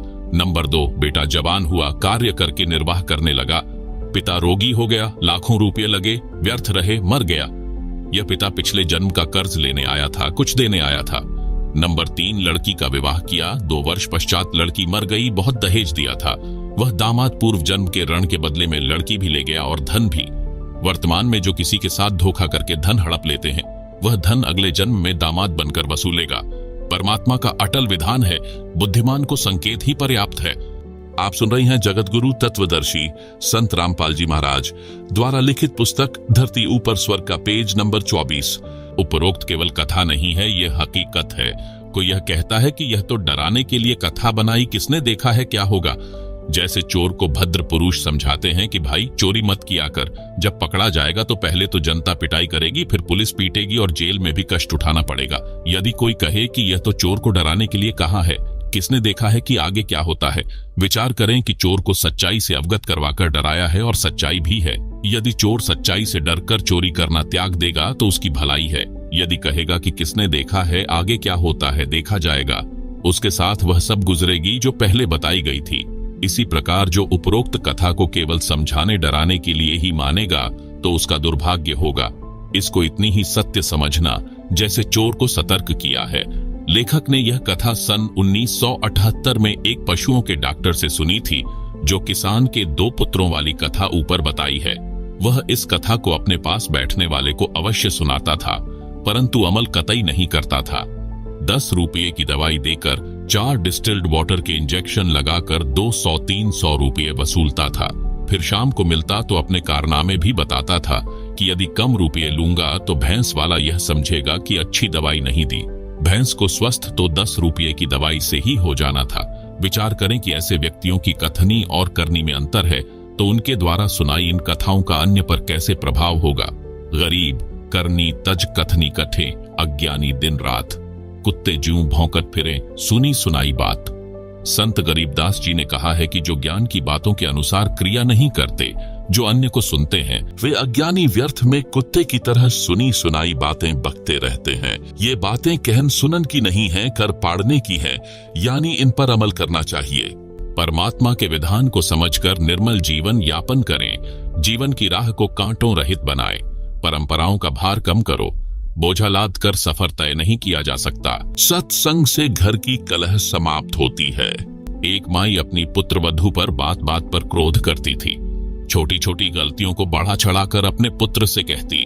पुत्र अपनी पत्नी को धमकाता। इस प्रकार घर नरक बना हुआ था। पुत्र वधू अपनी सासू माँ से कभी कभी कहती थी कि आप सत्संग जाया करो। अपनी पड़ोसन भी जाती है। सासू माँ बोली कि सत्संग में तो आई गई, यानी बदचलन स्त्रियां जाती हैं जिनका संसार में सम्मान नहीं होता, जो अच्छे कुल की नहीं है। हम खानदानी हैं, हमारा क्या काम सत्संग में। ऐसे पुत्र वधू ने कई बार कोशिश की, परंतु माई मानने को तैयार नहीं होती। एक दिन गांव की स्त्री किसी कार्यवश उनके घर आई तो सास अपनी पुत्र वधू को गालियां दे रही थी, धमका रही थी कि आने दे तेरे खसम को, आज तेरी खाल उतरवाऊंगी। बात क्या थी कि गिलास में चाय रखी थी, जो सास के लिए डालकर पुत्र वधू बच्चे को लेने अंदर चली गई थी, जो सोया था, जागने पर रो रहा था। आप सुन रहे हैं जगत गुरु तत्वदर्शी संत रामपाल जी महाराज द्वारा लिखित पुस्तक धरती ऊपर स्वर्ग का पेज नंबर 25। उस बच्चे को उठाकर लाने में 1 मिनट भी नहीं लगी थी कि इसी बीच में कुत्ता आया और चाय के गिलास में जीभ मारने लगा। गिलास गिर गया, चाय पृथ्वी पर बिखर गई। सासू माँ आंगन में उस गिलास से मात्र 20 फुट की दूरी पर चारपाई पर बैठी थी। हट्टी कट्टी थी, खेतों में सैर करके आती थी, परंतु काम के हाथ नहीं लगाती थी। इसी बात पर कलह कर रही थी। गांव के दूसरे मोहल्ले से आई माई सत्संग में जाती थी। सब बात सुनकर उसने भतेरी, उस सास का नाम भतेरी था, से कहा कि आप सत्संग में चला करो। उसका वही उत्तर था। उस सत्संग वाली भक्तमती ने बहुत देर सत्संग में सुनी बातें बताई, परंतु भतेरी मानने को तैयार नहीं थी। भतेरी की दूसरी बहन उसी गांव में दूसरे मोहल्ले में विवाह रखी थी, जिस पानने की वह सत्संग वाली माई जानकी थी। भतेरी की बहन का नाम दया कौर था। जानकी ने जाकर दया कौर से बताया कि तेरी बहन भतेरी ने तो घर का नरक बना रखा है, बिना बात की लड़ाई करती है। मैं कल किसी कामवश गई थी, एक चाय का गिलास कुत्ते ने गिरा दिया, उसी का महाभारत बना रखा था। दया कौर भी जानकी के कहने से सत्संग सुनने गई थी और दीक्षा ले ली थी। जानकी ने कहा कि उसको जैसे तैसे एक बार सत्संग में ले चल। जब तक संतों के विचार सुनने को नहीं मिलते तो व्यक्ति व्यर्थ की टेंशन यानी चिंता स्वयं रखता है तथा घर के सदस्यों को भी चिंता में रखता है। दया कौर अगले दिन अपनी बहन के घर गई। किसी बहाने भतेरी को अपने घर ले गई। वहां से कई अन्य औरतें सत्संग में जाने के लिए जानकी के घर के आगे खड़ी थीं। वे दया कौर को सत्संग में चलने के लिए कहने उसके घर गई। वहां उसकी बहन भतेरी को देखकर उसे भी कह सुनकर साथ ले गई। भतेरी ने जीवन में प्रथम बार सत्संग सुना। आश्रम में कैसे स्त्री पुरुष रहते हैं, सब आंखों देखा तो अच्छा लगा। जैसा अनाप शनाप सुना करती थी, वैसा आश्रम में कहीं देखने को नहीं मिला। सत्संग में बताया गया कि कई व्यक्ति अपनी बहन, बेटियों, बहुओं तथा अन्य स्त्रियों को सत्संग नहीं भेजते और न स्वयं जाते हैं। वे कहते हैं कि हमारे सत्संग में जाने से घर की इज्जत का नाश हो जाएगा, हमारी बहू बेटियां बदनाम हो जाएंगी। उनको विचार करना चाहिए कि सत्संग में न आने से परमात्मा के विधान का ज्ञान नहीं होता कि भक्ति न करने वाले स्त्री पुरुष अगले जीवन में महाकष्ट भोगते हैं। सूक्ष्म वेद में बताया है कि जो मनुष्य शरीर प्राप्त करके भक्ति नहीं करते उनको क्या हानि होती है। कबीर, हरि के नाम बिना नारी कुतिया हुए, गली गली भौकत फिरे, टूक न डाले कोय। संत गरीबदास जी की वाणी से बीबी पर्दे रहे थी, ड्योड़ी लगती बाहर, अब गात उघाड़े फिरती हैं बन कुतिया बाजार। वे पर्दे की सुंदरी सुनो संदेशा मोर, गात उघाड़े फिरती है करें सरायों शोर। नक बेसर नक पर बनी, पहरे थी हार हमेल, सुंदरी से कुतिया बनी, सुन साहेब यानी प्रभु के खेल। भावार्थ, मनुष्य जीवन प्राप्त प्राणी यदि भक्ति नहीं करता है तो वह मृत्यु के उपरांत पशु पक्षियों आदि आदि की योनियां प्राप्त करता है। परमात्मा के नाम जाप बिना स्त्री अगले जन्म में कुतिया का जीवन प्राप्त करती है, फिर निवस्त्र होकर नंगे शरीर गलियों में भटकती रहती है, भूख से बेहाल होती है, उसको कोई रोटी का टुकड़ा भी नहीं डालता। आप सुन रहे हैं जगत गुरु तत्वदर्शी संत रामपाल जी महाराज द्वारा लिखित पुस्तक धरती ऊपर स्वर्ग का पेज नंबर 26। जिस समय वह आत्मा स्त्री रूप में किसी राजा, राणा तथा उच्च अधिकारी की बीवी यानी पत्नी थी, वे उसके पूर्व जन्मों के पुण्यों का फल था जो कभी किसी जन्म में भक्ति धर्म आदि किया था। वह सर्व भक्ति तथा पुण्य स्त्री रूप में प्राप्त कर लिए। वह आत्मा उच्च घरानों की बहु बेटियां थीं। तब पर्दों में रहती थी, काजू किशमिश डालकर हलवा तथा खीर खाती थी, उनका झूठा छोड़ा हुआ नौकरानियां खाती थी। उनको सत्संग में नहीं जाने दिया जाता था क्योंकि वे उच्च घरानों की बहुएं तथा बेटियां थीं। घर से बाहर जाने से बेइज्जती मानती थी। बड़े घरों की इज्जत इसी में मानी जाती थी कि बहु बेटियों का पर्दों में घर में रहना उचित है। इन कारणों से वह पुण्यात्मा सत्संग विचार न सुनने के कारण भक्ति से वंचित रह जाती थी। उस मानव शरीर में वह स्त्री गले में 9-9 लाख रुपये के हमेल यानी हार पहनती थी, नाक में सोने की नाक पहनती थी, उसी हार सिंगार में अपना जीवन धन्य मानती थी। भक्ति न करने से वे अब कुतिया का जीवन प्राप्त करके नंगे शरीर गलियों में एक एक टुकड़े के लिए तरस रही होती है। शहर में पहले सराय यानी धर्मशाला होती थी। यात्री रात्रि में उनमें रुकते थे, सुबह भोजन खाकर प्रस्थान करते थे। वह पर्दे में रहने वाली सुंदर स्त्री कुतिया बनकर धर्मशाला में रुके यात्री का डाला टुकड़ा खाने के लिए सराय यानी धर्मशाला में भौंकती है। रोटी का टुकड़ा धरती पर डाला जाता है, उसके साथ कुछ रेत मिट्टी भी चिपक जाती है। वह सुंदरी जो काजू किशमिश युक्त हलवा खीर खाती थी, भक्ति नहीं करती थी, उस रेत मिट्टी युक्त टुकड़े को खा रही है। यदि मनुष्य शरीर रहते रहते पूरे संत से नाम लेकर भक्ति कर लेती तो ये दिन नहीं देखने पड़ते। कबीर, हरि के नाम बिन राजा ऋषभ होए, मिट्टी लदे कुम्हार के घास न नीरई कोए। भगवान की भक्ति न करने से राजा गधे का शरीर प्राप्त करता है, कुम्हार के घर पर मिट्टी ढोता है, घास स्वयं जंगल में खाकर आता है, फिर पीछे तू पशुआ कीजय दीजय बैल बनाए, 4 पहर जंगल में डोले तो नहीं उधर भर आए। सिर पर सींग दिए मन बौरे, दूम से मच्छर उड़ाए, कांधे जुआ जोते कुआं, कोंदों का भुस खाए। भावार्थ, गधे का शरीर पूरा करके वह प्राणी बैल की योनि प्राप्त करता है। मानव शरीर में जीव को कितनी सुविधाएं प्राप्त थी। भूख लगते ही खाना खाओ, दूध पियो, चाय पियो, प्यास लगे तो पानी पी लो। भक्ति न करने से वही प्राणी बैल बनकर सुबह से शाम तक 4 पहर अर्थात 12 घंटे तक जंगल में फिरता है, हल में जोता जाता है। दिन में केवल 2 बार आहार बैल को खिलाया जाता है, दोपहर 12 बजे तथा रात्रि में, परंतु बैल को बीच में भूख लगी है और चारों ओर चारा भी पड़ा होता है, लेकिन खा नहीं सकता। हाली उसको घास नहीं खाने देता। पानी भी समय पर दिन में 2 या 3 बार पिलाया जाता है। सिर पर सींग तथा एक दुम यानी पूंछ लगे होंगे। जब मानव शरीर में था तब वह जीव कूलर, पंखे तथा एसी कमरों में रहता था। अब एक दुम है, इसको चाहे कूलर की जगह चाहे पंखे की जगह प्रयोग करो, उसी से मच्छर उड़ाता है। सत्संग में यह भी बताया गया कि घर में कलह का कारण परमात्मा के विधान को न समझकर संसार के भाव में चलना है। घर का कोई सदस्य घर में हानि नहीं करना चाहता, किसी कारण से हानि हो जाती है तो उसको लेकर कलह नहीं करनी चाहिए। आप सुन रहे हैं जगत गुरु तत्वदर्शी संत रामपाल जी महाराज द्वारा लिखित पुस्तक धरती ऊपर स्वर्ग का पेज नंबर 27। जो हानि होनी थी वह तो हो चुकी है, वह तो ठीक होनी नहीं। व्यर्थ की कलह करना समझदारी नहीं है। जिससे गलती से कोई हानि हो जाती है तो उसे कहना चाहिए, हे बेटा बेटी, माता पिता या सास बहू, यह जो हो गया ये अपने भाग्य में नहीं था, आपने जानबूझकर तो किया नहीं है। इस बात से घर में शांति कायम रहती है, कलह में काल निवास करता है। भूत प्रेतों का उस घर में डेरा होता है। जो कलह नहीं करते वे सुख से बसते हैं। जिस घर में नाम का सुमरण तथा परमात्मा की भक्ति यानी आरती स्तुति ज्योति यज्ञ होती है, उस घर में परमात्मा के आदेश से देवताओं का निवास होता है। सत्संग सुनकर सब अपने अपने घर चली गई। सत्संग दिन के 12 बजे से 2 बजे तक हुआ था।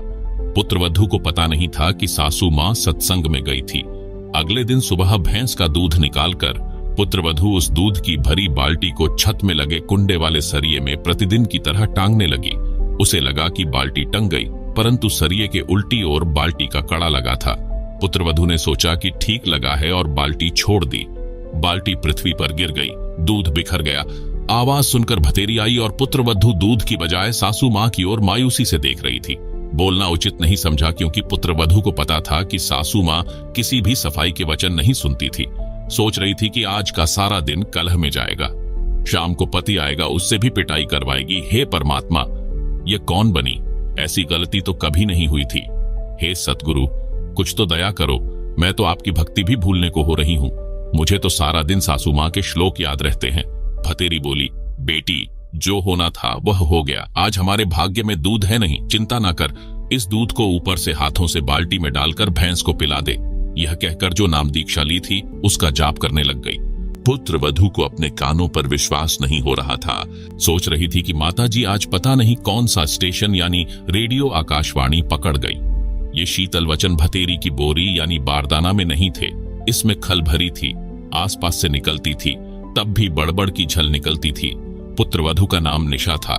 वह सोच रही थी कि निशा, आज रात्रि में तेरी बुरी होगी दशा। निशा की सोच थी कि मेरे पति को बताएगी।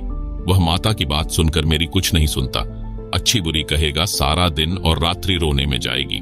निशा ने धरती पर पड़ा दूध बाल्टी में डालकर भैंस को पिला दिया। बाल्टी धोकर रख दी। भतेरी आई और बोली कि बेटी, रोटी खा ले, चिंता मत कर। बेटी, मैं कल मेरी बहन दया कौर के साथ दिन में सत्संग में गई थी। मेरी तो आंखें खुल गईं। मैं तो बहुत कलहारी बनी हुई थी। बेटी, हो सके तो क्षमा कर देना। पीछे हुआ सो हुआ, आगे से अपनी बेटी को पलकों पर रखूंगी। मेरी असली बेटी तो तू है, जन्मी बेटी तो अगलों की थी। वह चली गई, अपना दुख सुख साझा है। मेरी तो एक दिन के सत्संग ने ही आंखें खोल दी। बेटी, अगले रविवार को आप भी चलना, मैं भी चलूंगी। धीरे धीरे बेटे यानी निशा के पति को भी ले चलेंगे। लड़के ने भी दीक्षा ले ली। घर स्वर्ग बन गया। आप सुन रहे हैं जगत गुरु तत्वदर्शी संत रामपाल जी महाराज द्वारा लिखित पुस्तक धरती ऊपर स्वर्ग का पेज नंबर 28। विवेचन। इस पुस्तिका में सर्वप्रथम बताया गया है कि कर्म से सुख व कर्म से दुख होता है। पूर्व के जन्मों में किए अच्छे बुरे कर्मों के कारण सुख यानी स्वर्ग तथा दुख यानी नरक होता है। दुख का कारण पाप होता है। जैसे पैर में कांटा लग जाता है तो पीड़ा होती है। पीड़ा कांटे के कारण होती है। यदि कांटा निकाल दिया जाए तो दर्द बंद हो जाता है, क्योंकि दुख कांटे के कारण था। इसी प्रकार पूर्ण परमात्मा कबीर जी की भक्ति करने से पाप नाश यानी समाप्त हो जाता है। जीव सुखी हो जाता है।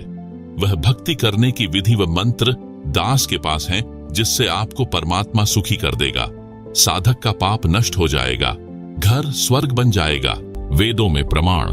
वेद भी इस बात के गवाह हैं। प्रमाण के लिए यजुर्वेद अध्याय 8 के मंत्र 13 की फोटोकॉपी दी गई है, जिसे आप पुस्तक में देख व पढ़ सकते हैं, जिसका अनुवाद आर्य समाज प्रवर्तक महर्षि दयानंद सरस्वती जी द्वारा किया गया है।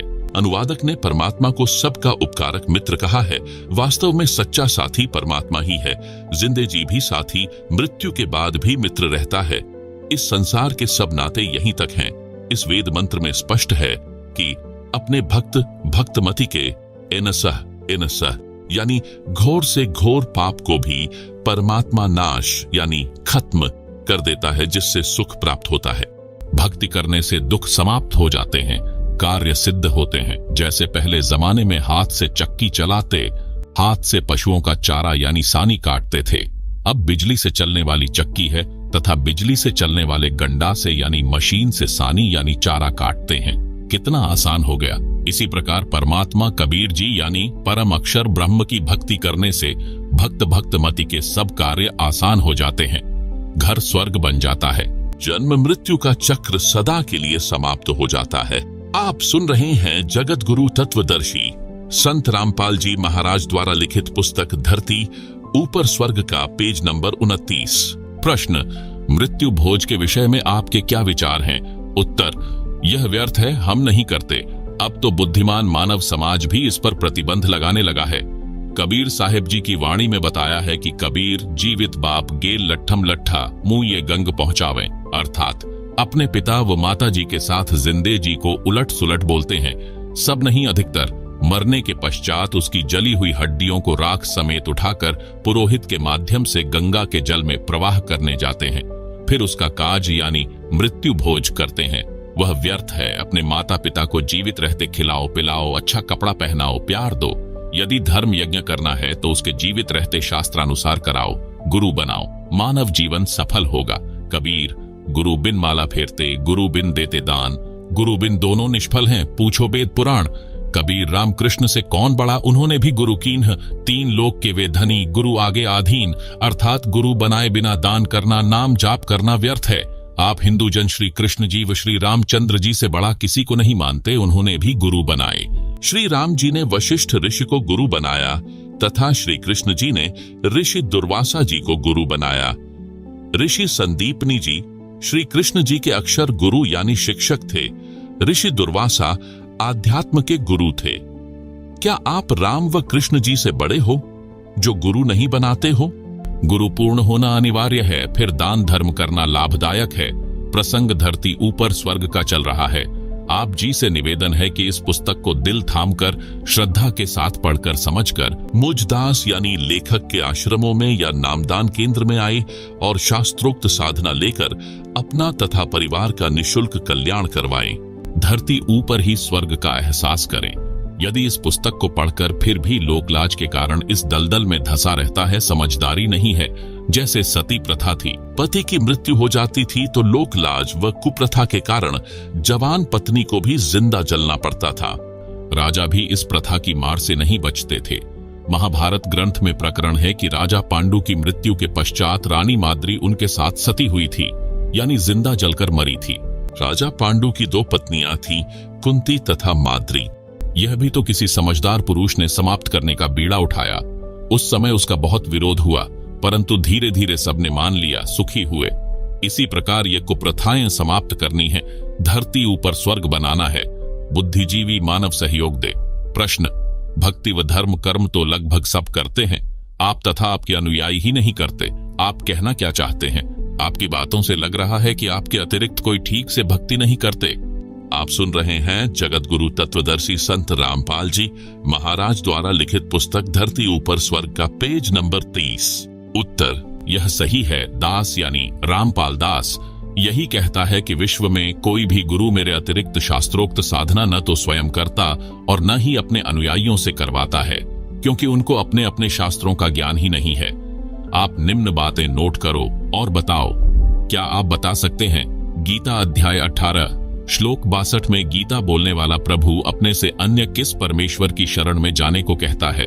गीता अध्याय 18 श्लोक 62 की फोटोकॉपी, जिसे आप पुस्तक में देख सकते हैं, जो जयदयाल गोयंदका द्वारा अनुवादित है तथा भारत में प्रसिद्ध गीता प्रेस गोरखपुर से प्रकाशित व मुद्रित है। क्या आप जानते हैं? गीता अध्याय 7 श्लोक 29 में गीता ज्ञान देने वाले प्रभु ने कहा है कि जो साधक केवल जरा यानी वृद्धावस्था के दुख से तथा मरण यानी मृत्यु के दुख से छूटने के लिए ही प्रयत्नशील हैं, यानी साधना करते हैं, वे तत्ब्रह्म यानी उस ब्रह्म यानी गीता अध्याय 18 श्लोक 62 में बताए परमेश्वर को तथा संपूर्ण अध्यात्म ज्ञान यानी तत्व ज्ञान को तथा संपूर्ण कर्मों को जानते हैं, यानी एक लेवा एक देवा दूतम्मों वाली कथा जानते हैं। गीता अध्याय 8 श्लोक 1 में अर्जुन ने गीता ज्ञान देने वाले से प्रश्न किया कि किम तत् ब्रह्म यानी तत् ब्रह्म क्या है, जिसके विषय में आपने गीता अध्याय 7 श्लोक 29 में कहा है। इसका उत्तर गीता ज्ञान बताने वाले प्रभु आपके अनुसार श्री कृष्ण जी ने गीता 8 अध्याय श्लोक 3 में दिया। कहा कि वह परम अक्षर ब्रह्म है। फिर इसी प्रसंग को आगे बढ़ाते हुए गीता ज्ञान देने वाले ने गीता के इसी अध्याय 8 के श्लोक 5 से 7 तथा श्लोक 8, 9, 10 में स्पष्ट कर दिया है कि जो पुरुष अंत काल में मुझको ही स्मरण करता हुआ शरीर को त्याग कर जाता है, वह मेरे साक्षात रूप को प्राप्त होता है। इसमें कुछ भी संशय नहीं है। गीता अध्याय 8 श्लोक 5। हे कुंती पुत्र अर्जुन, अंतकाल में मनुष्य यानी साधक जिस भी भाव को यानी इष्ट को स्मरण करता हुआ शरीर का त्याग करता है, उस भाव को ही प्राप्त होता है, क्योंकि वह सदा उसी के भाव से भावित हो रहा है। गीता अध्याय 8 श्लोक 6। आप सुन रहे हैं जगत गुरु तत्वदर्शी संत रामपाल जी महाराज द्वारा लिखित पुस्तक धरती ऊपर स्वर्ग का पेज नंबर 31। इसलिए हे अर्जुन, तू सब समय में निरंतर मेरा स्मरण कर और युद्ध भी कर। इस प्रकार मुझ में समर्पित भाव से युक्त होकर तू निसंदेह मुझको ही प्राप्त होगा। गीता अध्याय 8 श्लोक 7। हे भद्र पुरुष, इन उपरोक्त श्लोकों में तो गीता ज्ञान देने वाले ने अपनी भक्ति करने को कहा है, जिससे उसी को प्राप्त होता है। फिर गीता अध्याय 8 के ही श्लोक 8, 9, 10 में उस परम अक्षर ब्रह्म की भक्ति करने को कहा, जिसके विषय में ऊपर बताया है। गीता अध्याय 8 श्लोक 8, 9, 10। हे पार्थ, परमेश्वर के यानी परम अक्षर ब्रह्म के अभ्यास रूप योग से युक्त दूसरी ओर न जाने वाले चित्त से निरंतर चिंतन करता हुआ मनुष्य परम दिव्य परमेश्वर यानी परम अक्षर ब्रह्म को ही प्राप्त होता है। गीता अध्याय 8 श्लोक 8। श्रीमान जी, ध्यान देना, इस श्लोक 9 में गीता बोलने वाले प्रभु आपके अनुसार श्री कृष्ण जी ने यह भी स्पष्ट कर दिया है कि वही सर्वस्य धातारम यानी सबका धारण पोषण करने वाला है, जो इस प्रकार है, जो अनादि सबके नियंता, सूक्ष्म से अति सूक्ष्म सबके धारण पोषण करने वाले, अचिंत्य स्वरूप, सूर्य के सदृश प्रकाशमान, अज्ञान से अति परे शुद्ध सच्चिदानंद घन परमेश्वर का स्मरण करता है। गीता अध्याय 8 श्लोक 9। वह भक्ति युक्त पुरुष अंतकाल में योग बल से यानी भक्ति की शक्ति से प्राणों यानी श्वासों को भ्रुकुटी के मध्य में अच्छी तरह स्थापित करके फिर निश्चल मन से स्मरण करता हुआ उस यानी मेरे से दूसरे दिव्य पुरुष यानी परम अक्षर ब्रह्म यानी परमेश्वर को ही प्राप्त होता है। हे जेंटलमैन, क्या आपको व आपके धर्म गुरुओं को उस परमेश्वर परम अक्षर ब्रह्म का पता है? वह कौन है जिसकी शरण में जाने से परम शांति तथा सनातन परम धाम यानी सत्यलोक प्राप्त होता है? जेंटलमैन ने कहा, कभी सुना ही नहीं। गीता नित्य पढ़ता हूँ, आज आंखें खुली हैं। गीता अध्याय 7 श्लोक 29। गीता अध्याय 8 श्लोक 1, 3, 5, 6, 7, 8, 9, 10। उपरोक्त गीता के सर्व श्लोकों की फोटोकॉपी पुस्तक के पेज नंबर 31 से 34 में दी गई है, जिसे आप पुस्तक में देख सकते हैं। आप सुन रहे हैं जगत गुरु तत्वदर्शी संत रामपाल जी महाराज द्वारा लिखित पुस्तक धरती ऊपर स्वर्ग का पेज नंबर 35। गीता बोलने वाला नाशवान है, परम अक्षर ब्रह्म अविनाशी है। प्रमाण के लिए गीता अध्याय 4 श्लोक 5, अध्याय 2 श्लोक 12, अध्याय 10 श्लोक 2 में पढ़ें, जिनमें गीता ज्ञानदाता ने अपना जन्म मृत्यु होना स्वीकारा है, तथा गीता अध्याय 2 श्लोक 17 में तथा अध्याय 15 के श्लोक 17 में अपने से अन्य यानी परम अक्षर ब्रह्म यानी परमेश्वर को अविनाशी बताया है। गीता अध्याय 18 श्लोक 62 में उसी की शरण में जाने को गीता बोलने वाले आपके अनुसार श्री विष्णु जी ने कहा है। वह परमेश्वर यानी परम अक्षर ब्रह्म कौन है, कैसा है, उसकी शरण कैसे प्राप्त होती है? जानने के लिए पृष्ठ नंबर 48 पर लिखे फोन नंबरों पर SMS करके पुस्तकें मंगाकर पढ़ें। गीता अध्याय 2 श्लोक 12, गीता अध्याय 4 श्लोक 5, गीता अध्याय 10 श्लोक 2, गीता अध्याय 2 श्लोक 17, गीता अध्याय 15 श्लोक 17। उपरोक्त गीता के सर्व श्लोकों की फोटोकॉपी पुस्तक में दी गई है, जिसे आप पुस्तक में देख सकते हैं। आप सुन रहे हैं जगत गुरु तत्वदर्शी संत रामपाल जी महाराज द्वारा लिखित पुस्तक धरती ऊपर स्वर्ग का पेज नंबर 37। गूढ़ रहस्य गीता का। हे भद्र पुरुष, हिंदू धर्म के धर्म गुरुओं को वेदों व श्रीमद् भगवत गीता का कख का भी ज्ञान नहीं है। न ऋषियों महर्षियों को ज्ञान था। सर्व धर्मों का, धर्म ग्रंथों का ज्ञान मेरे गुरुदेव स्वामी रामदेवानंद जी महाराज जी के आशीर्वाद से मुझे है। गुरुदेव जी की कृपा से गीता के गूढ़ रहस्यों को ठीक से समझा है। मेरे को मूल ज्ञान यानी तत्व ज्ञान प्राप्त हुआ है, जिसे सूक्ष्म वेद भी कहा है, जिसके कारण सर्व धर्म शास्त्रों को यथारूप में जानना सरल हो गया है। हिंदू धर्म गुरुओं को तत्व ज्ञान नहीं था, इसलिए अर्थों के अनर्थ कर रखे हैं। प्रमाण देता हूँ, ध्यान व धीरज के साथ सुने व देखें। गीता अध्याय 4 श्लोक 32 में कहा है, पहले गीता प्रेस गोरखपुर से प्रकाशित तथा मुद्रित श्री जय दयाल गोयंदका जी द्वारा अनुवादित गीता में दिखाता हूँ, जो उन्होंने अड़ंगा अनुवाद किया है। कृपया देखो गीता अध्याय 4 श्लोक 32 की फोटोकॉपी, जिसे आप पुस्तक में देख सकते हैं। एवं बहुविधा यज्ञः वितता ब्रह्मणः मुख्य कर्मजान विदितान सर्वान एवं ज्ञात्वा विमोक्ष्यसे। इस अनुवाद में कई शब्दों के अर्थ गलत किए हैं। ब्रह्मणः का अर्थ वेद की तथा मुख्य का अर्थ वाणी में किया है, जो गलत है। गीता अध्याय 17 श्लोक 23 में भी ब्रह्मणः शब्द है, वहां इसी अनुवादक ने अर्थ ठीक किया है। ब्रह्मणः का अर्थ सच्चिदानंद घन ब्रह्म किया है। यदि गीता अध्याय 4 श्लोक 32 में ब्रह्मणः का अर्थ सच्चिदानंद घन ब्रह्म किया जाए तो सही सरलार्थ हो जाता है, जो इस प्रकार बनता है। परमेश्वर सबसे ऊपर के लोक में निवास करता है, वहां से चलकर पृथ्वी पर आता है। यथार्थ अध्यात्म ज्ञान यानी तत्व ज्ञान अपने मुख कमल से बोली वाणी में बताता है। एवं यानी इस प्रकार, बहुविधा यानी बहुत प्रकार के, यज्ञ यानी धार्मिक अनुष्ठानों यानी यज्ञों पूजाओं यानी का ज्ञान, ब्रह्मणा यानी सच्चिदानंद घन ब्रह्म यानी परम अक्षर ब्रह्म के मुख्य यानी मुख से उच्चारित वाणी में यानी तत्व ज्ञान में विस्तार से कहा है। उन सब को कार्य करते करते किया जा सकता है, ऐसा जान। उन सब क्रियाओं को जानकर तू सर्वथा बंधन से मुक्त हो जाएगा, यानी उस तत्व ज्ञान के आधार से साधना पूजा करके पूर्ण मोक्ष यानी कभी जन्म मरण नहीं हो ऐसा मोक्ष प्राप्त करेगा। आप सुन रहे हैं जगत गुरु तत्वदर्शी संत रामपाल जी महाराज द्वारा लिखित पुस्तक धरती ऊपर स्वर्ग का पेज नंबर 38। विशेष इन्हीं अनुवादकों ने गीता अध्याय 16 श्लोक 1 में यज्ञ का अर्थ प्रसंगवश धार्मिक पूजा व धार्मिक अनुष्ठान किया है। इस गीता अध्याय 4 श्लोक 32 में भी यज्ञ का अर्थ पूजाओं किया जाए तो सरलार्थ सही हो जाता है। अनुवादक ने यज्ञ का अर्थ यज्ञ किया है, यहां धार्मिक पूजाओं व अनुष्ठानों करना चाहिए। गीता अध्याय 4 श्लोक 34 का इन्हीं अनुवादकों ने अनुवाद ठीक किया है, जिसमें कहा है कि उस तत्व ज्ञान को तू तत्वदर्शी ज्ञानियों के पास जाकर समझ। उनको भली भांति दंडवत प्रणाम करने से, उनकी सेवा करने से और कपट छोड़कर सरलता पूर्वक प्रश्न करने से वे परमात्म तत्व को भली भांति जानने वाले ज्ञानी महात्मा तुझे उस तत्व ज्ञान का उपदेश करेंगे। गीता अध्याय 4 श्लोक 34। कृपया देखें गीता अध्याय 17 श्लोक 23 की फोटोकॉपी, जिसमें ब्रह्मणः का अर्थ सच्चिदानंद घन ब्रह्म किया है, जिसे आप पुस्तक में देख सकते हैं। विशेष इससे यह स्पष्ट है कि वह तत्व ज्ञान श्रीमद् भगवत गीता में नहीं है। यदि होता तो गीता बोलने वाला कह देता कि उस अध्याय में बोला है, वहां पढ़ ले। दूसरी बात यह स्पष्ट हो जाती है कि उस तत्व ज्ञान यानी सूक्ष्म वेद को स्वयं परम अक्षर ब्रह्म यानी परमेश्वर अपने मुख कमल से बोलता है।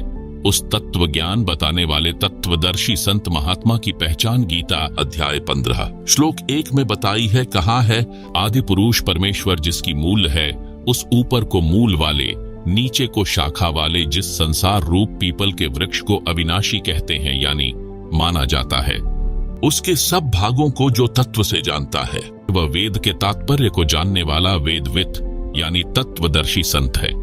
परमेश्वर कबीर जी सबसे ऊपर के लोक सत्यलोक से सशरीर चलकर पृथ्वी पर आए। अपने मुख से वाणी बोली जो सूक्ष्म वेद यानी तत्व ज्ञान है। उसमें कहा है, कबीर अक्षर पुरुष एक पेड़ है, क्षर पुरुष यानी निरंजन वाकी डार, तीनों देवा शाखा हैं, पात रूप संसार।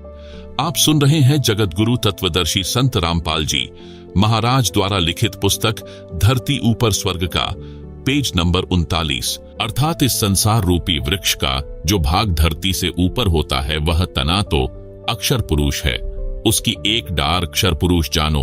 उस क्षर पुरुष रूप डार पर लगी तीनों देवताओं यानी रजगुण ब्रह्मा, सतगुण विष्णु तथा तमगुण शिव रूप शाखा जानो।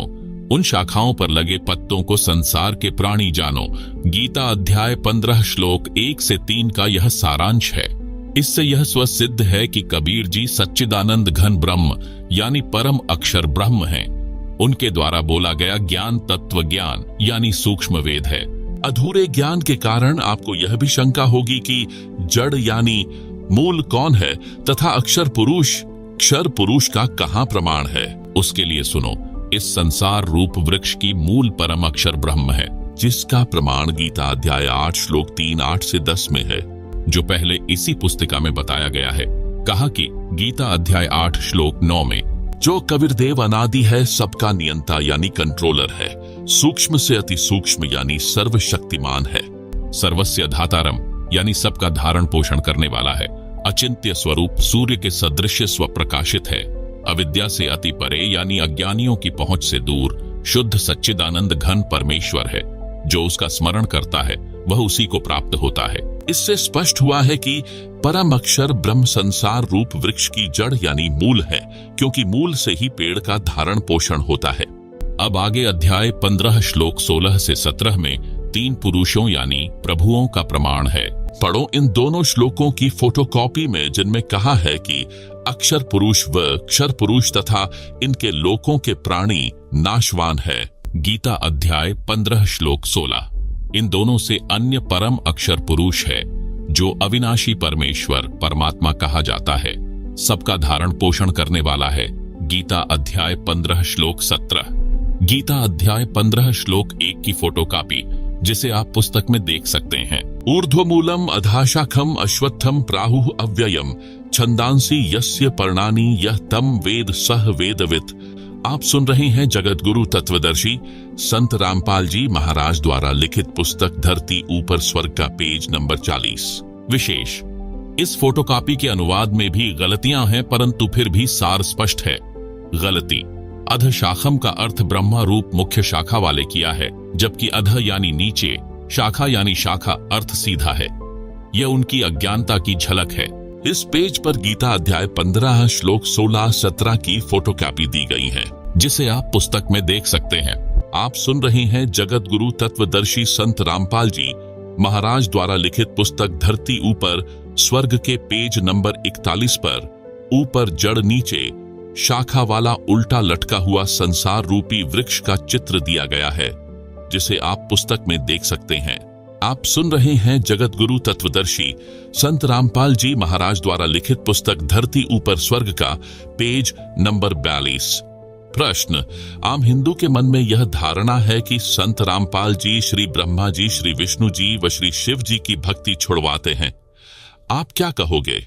उत्तर, जैसा कि इस पुस्तिका के प्रारंभ में बताया है कि हम यानी मेरे अनुयायी और मैं सब धार्मिक व सामाजिक क्रियाएं शास्त्र विहित यानी शास्त्रों के अनुसार करते हैं। गीता अध्याय 16 श्लोक 23 से 24 में भी यही कहा है कि शास्त्र विधि को त्याग कर अपनी मर्जी से जो मनमाना आचरण करते हुए साधना करते हैं, उनको न सुख प्राप्त होता है, न कार्य सिद्ध करने वाली सिद्धि प्राप्त होती है, न गति यानी मोक्ष होता है। इसलिए शास्त्रोक्त कर्म करो। जैसा गीता अध्याय 15 श्लोक 1 से 3 तथा 16-17 में संसार रूपी वृक्ष का उदाहरण बताया है। इस वृक्ष की मूल तो परम अक्षर ब्रह्म है, तना अक्षर पुरुष यानी अक्षर ब्रह्म है, डार यानी मोटी डाली क्षर पुरुष यानी क्षर ब्रह्म है। तीनों देवता रजगुण ब्रह्मा, सतगुण विष्णु, तमगुण शंकर शाखा हैं तथा पत्ते संसार के प्राणी हैं। दास यानी रामपाल दास ब्रह्मा विष्णु तथा शिव जी व देवी देवताओं का सम्मान करता है तथा धार्मिक कर्म शास्त्रोक्त करता व करवाता है। इसी कर्म में भक्ति की विधि शास्त्रोक्त करनी होती है। जैसे कोई आम या पीपल आदि का पौधा नर्सरी से मोल लाए तो उसको अपने घर, आंगन, खेत, बाग में रोपने के लिए गड्ढा खोदा, उसमें उस पौधे को मूल की ओर से गड्ढे में रखकर चारों ओर मिट्टी लगाई, फिर सिंचाई की, पौधा पेड़ बना, लाभ मिला। यदि कोई अनजान उस पौधे को शाखाओं की ओर से गड्ढे में रखकर मिट्टी लगाकर सिंचाई करे, क्या वह पेड़ बनेगा? कभी नहीं, नष्ट हो जाएगा। ठीक इसी प्रकार हम शास्त्रों में बताए अनुसार भक्ति रूपी पौधा रोपते यानी लगाते हैं, जो शास्त्र विधि अनुसार है, लाभदायक है। यानी गीता अध्याय 3 श्लोक 14-15 में भी स्पष्ट किया है कि अविनाशी परमात्मा यानी परम अक्षर ब्रह्म जो धार्मिक अनुष्ठानों में यानी यज्ञों में प्रतिष्ठित है, अर्थात उसी को इष्ट मानकर धार्मिक अनुष्ठान पूजाएं यानी यज्ञ आदि करने चाहिए। कृपया देखें सीधा तथा उल्टा बीजा यानी रोपा हुआ भक्ति रूपी पौधे के चित्र तथा पढ़ें गीता अध्याय 3 श्लोक 14-15 की फोटोकॉपी, जिन्हें आप पुस्तक में देख सकते हैं। आप सुन रहे हैं जगत गुरु तत्वदर्शी संत रामपाल जी महाराज द्वारा लिखित पुस्तक धरती ऊपर स्वर्ग के पेज नंबर 43 पर शास्त्र विरुद्ध साधना अर्थात उल्टा बीजा हुआ भक्ति रूपी पौधे का चित्र दिया गया है, जिसे आप पुस्तक में देख सकते हैं। आप सुन रहे हैं जगत गुरु तत्वदर्शी संत रामपाल जी महाराज द्वारा लिखित पुस्तक धरती ऊपर स्वर्ग के पेज नंबर 44 पर शास्त्रानुकूल साधना अर्थात सीधा बीजा हुआ भक्ति रूपी पौधे का चित्र दिया गया है, जिसे आप पुस्तक में देख सकते हैं। आप सुन रहे हैं जगत गुरु तत्वदर्शी संत रामपाल जी महाराज द्वारा लिखित पुस्तक धरती ऊपर स्वर्ग का पेज नंबर 45। गीता अध्याय 3 श्लोक 14। अन्नात् भवन्ति भूतानि पर्जन्यात् अन्न संभवः यज्ञात् भवति पर्जन्यः यज्ञः कर्म समुद्भवः। गीता अध्याय 3 श्लोक 15। कर्म ब्रह्मोद्भवम् विद्ये ब्रह्म अक्षर समुद्भवम् तस्मात् सर्वगतम् ब्रह्म नित्यम यज्ञ प्रतिष्ठितम। विशेष गीता अनुवादकों ने इन उपरोक्त श्लोकों के अनुवाद में भी ब्रह्म शब्द का गलत अर्थ वेद किया है, जबकि यहाँ पर ब्रह्म का अर्थ ब्रह्म ही रहना चाहिए, जिसका भावार्थ है कि सब प्राणी अन्न से उत्पन्न होते हैं। अन्न वर्षा से होता है। वर्षा शास्त्र विधि अनुसार किए जाने वाले यज्ञों यानी धार्मिक पूजाओं से होती है। कर्म ब्रह्म यानी काल ज्योति निरंजन यानी क्षर पुरुष से उत्पन्न हुए तथा ब्रह्म को यानी काल ज्योति निरंजन को तू अविनाशी परमात्मा, जिसका वर्णन गीता अध्याय 2 श्लोक 17, गीता अध्याय 8 श्लोक 3, 8 से 10 में तथा गीता अध्याय 15 श्लोक 17 में है। उस परम अक्षर ब्रह्म से उत्पन्न हुआ जान वही परम अक्षर परमात्मा यानी परम अक्षर ब्रह्म जो सर्वव्यापक है, यज्ञों में प्रतिष्ठित है यानी इष्ट रूप में मूल रूप में पूज्य है। कबीर परमेश्वर जी ने सूक्ष्म वेद यानी तत्व ज्ञान में बताया है कि कबीर एकई साधे सब सधै, सब साधे सब जाए, माली सींचे मूल को फूले फले अघाए। अर्थात पौधे की मूल को मिट्टी में गाड़कर सिंचाई करने से पौधे के सब भाग तना डार शाखा तथा पत्ते विकास करेंगे। एक के साधने से सब सध जाएंगे। यदि पौधे को उल्टा बीज यानी रोप कर शाखाओं की सिंचाई करेंगे तो सब नष्ट हो जाएंगे, क्योंकि यह विधि गलत है। आप सुन रहे हैं जगत गुरु तत्वदर्शी संत रामपाल जी महाराज द्वारा लिखित पुस्तक धरती ऊपर स्वर्ग का पेज नंबर 46। इसी प्रकार परम अक्षर ब्रह्म रूप मूल को इष्ट रूप में मानकर पूजा करेंगे तो सब देवता प्रफुल्लित होंगे यानी बढ़ेंगे, यानी उनके पास हमारे धर्म कर्म शास्त्र प्रमाणित संग्रहित यानी जमा हो जाएंगे। वे फिर हमारे कर्मों का फल हमें देते रहेंगे, बिना मांगे देंगे। गीता अध्याय 3 श्लोक 10 से 15 तक यही विस्तार पूर्वक बताया है कि शास्त्र अनुसार साधना भक्ति करके देवताओं यानी वृक्ष की शाखा रूपी देवताओं को बढ़ाओ। शास्त्रोक्त विधि से बढ़ाए हुए देवता तुमको बिना मांगे ही फल देंगे। जैसे पौधा पेड़ बना तो सब तना डार शाखा बढ़ी विकास हुआ, फिर शाखाओं को फल लगेंगे, बिना मांगे ही लगेंगे, यानी शास्त्र विधि अनुसार साधना करने से हमारे धर्म कर्म बनेंगे। वे इन देवताओं ब्रह्मा विष्णु तथा शिव जी के पास जमा होते रहेंगे। ये कर्म फल ही देते हैं, ईमानदारी से देते हैं, बिना मांगे ही देंगे, क्योंकि हमारे शास्त्र अनुसार भक्ति कर्म है। अन्य जो शास्त्र विधि त्याग कर मनमाना आचरण करते हैं उनके कोई धर्म कर्म यानी पुण्य नहीं बनते, उनको कोई लाभ नहीं होता।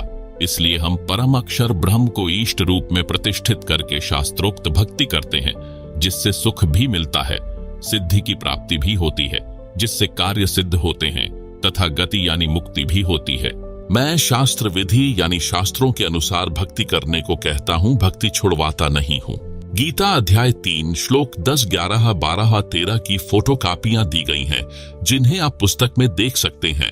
आप सुन रहे हैं जगत गुरु तत्वदर्शी संत रामपाल जी महाराज द्वारा लिखित पुस्तक धरती ऊपर स्वर्ग का पेज नंबर 48। हे जेंटलमैन, इस प्रकार गीता को मेरे अतिरिक्त किसी ने नहीं समझाया, क्योंकि किसी को ज्ञान ही नहीं है। मैं इसीलिए कहता हूं कि मेरे अतिरिक्त कोई भी सही साधना नहीं करवाता। हम अविनाशी परमेश्वर यानी परम अक्षर ब्रह्म की भक्ति इष्ट मानकर करते हैं, जो सबका धारण पोषण करने वाला है, जो गीता ज्ञान बताने वाले से अन्य है, जो पाप काटकर सुखी करता है। उल्टे लटके संसार रूप वृक्ष के चित्र को तथा उल्टे सीधे भक्ति रूपी पौधों के चित्रों को ध्यान से देखो, सब आसानी से समझ आ जाता है। विश्व के मानव से अनुरोध करता हूं कि सारा जहान इसी परमेश्वर की शरण में आए और परम शांति यानी पूर्ण मोक्ष को तथा सनातन परम धाम यानी सत्यलोक को प्राप्त करके सदा सुखी रहे। अधिक जानकारी के लिए निम्न संपर्क सूत्रों पर संपर्क करें। इस पुस्तिका को या अन्य पुस्तक ज्ञान गंगा, गीता तेरा ज्ञान अमृत, व जीने की राह आदि को निशुल्क मंगवाएं।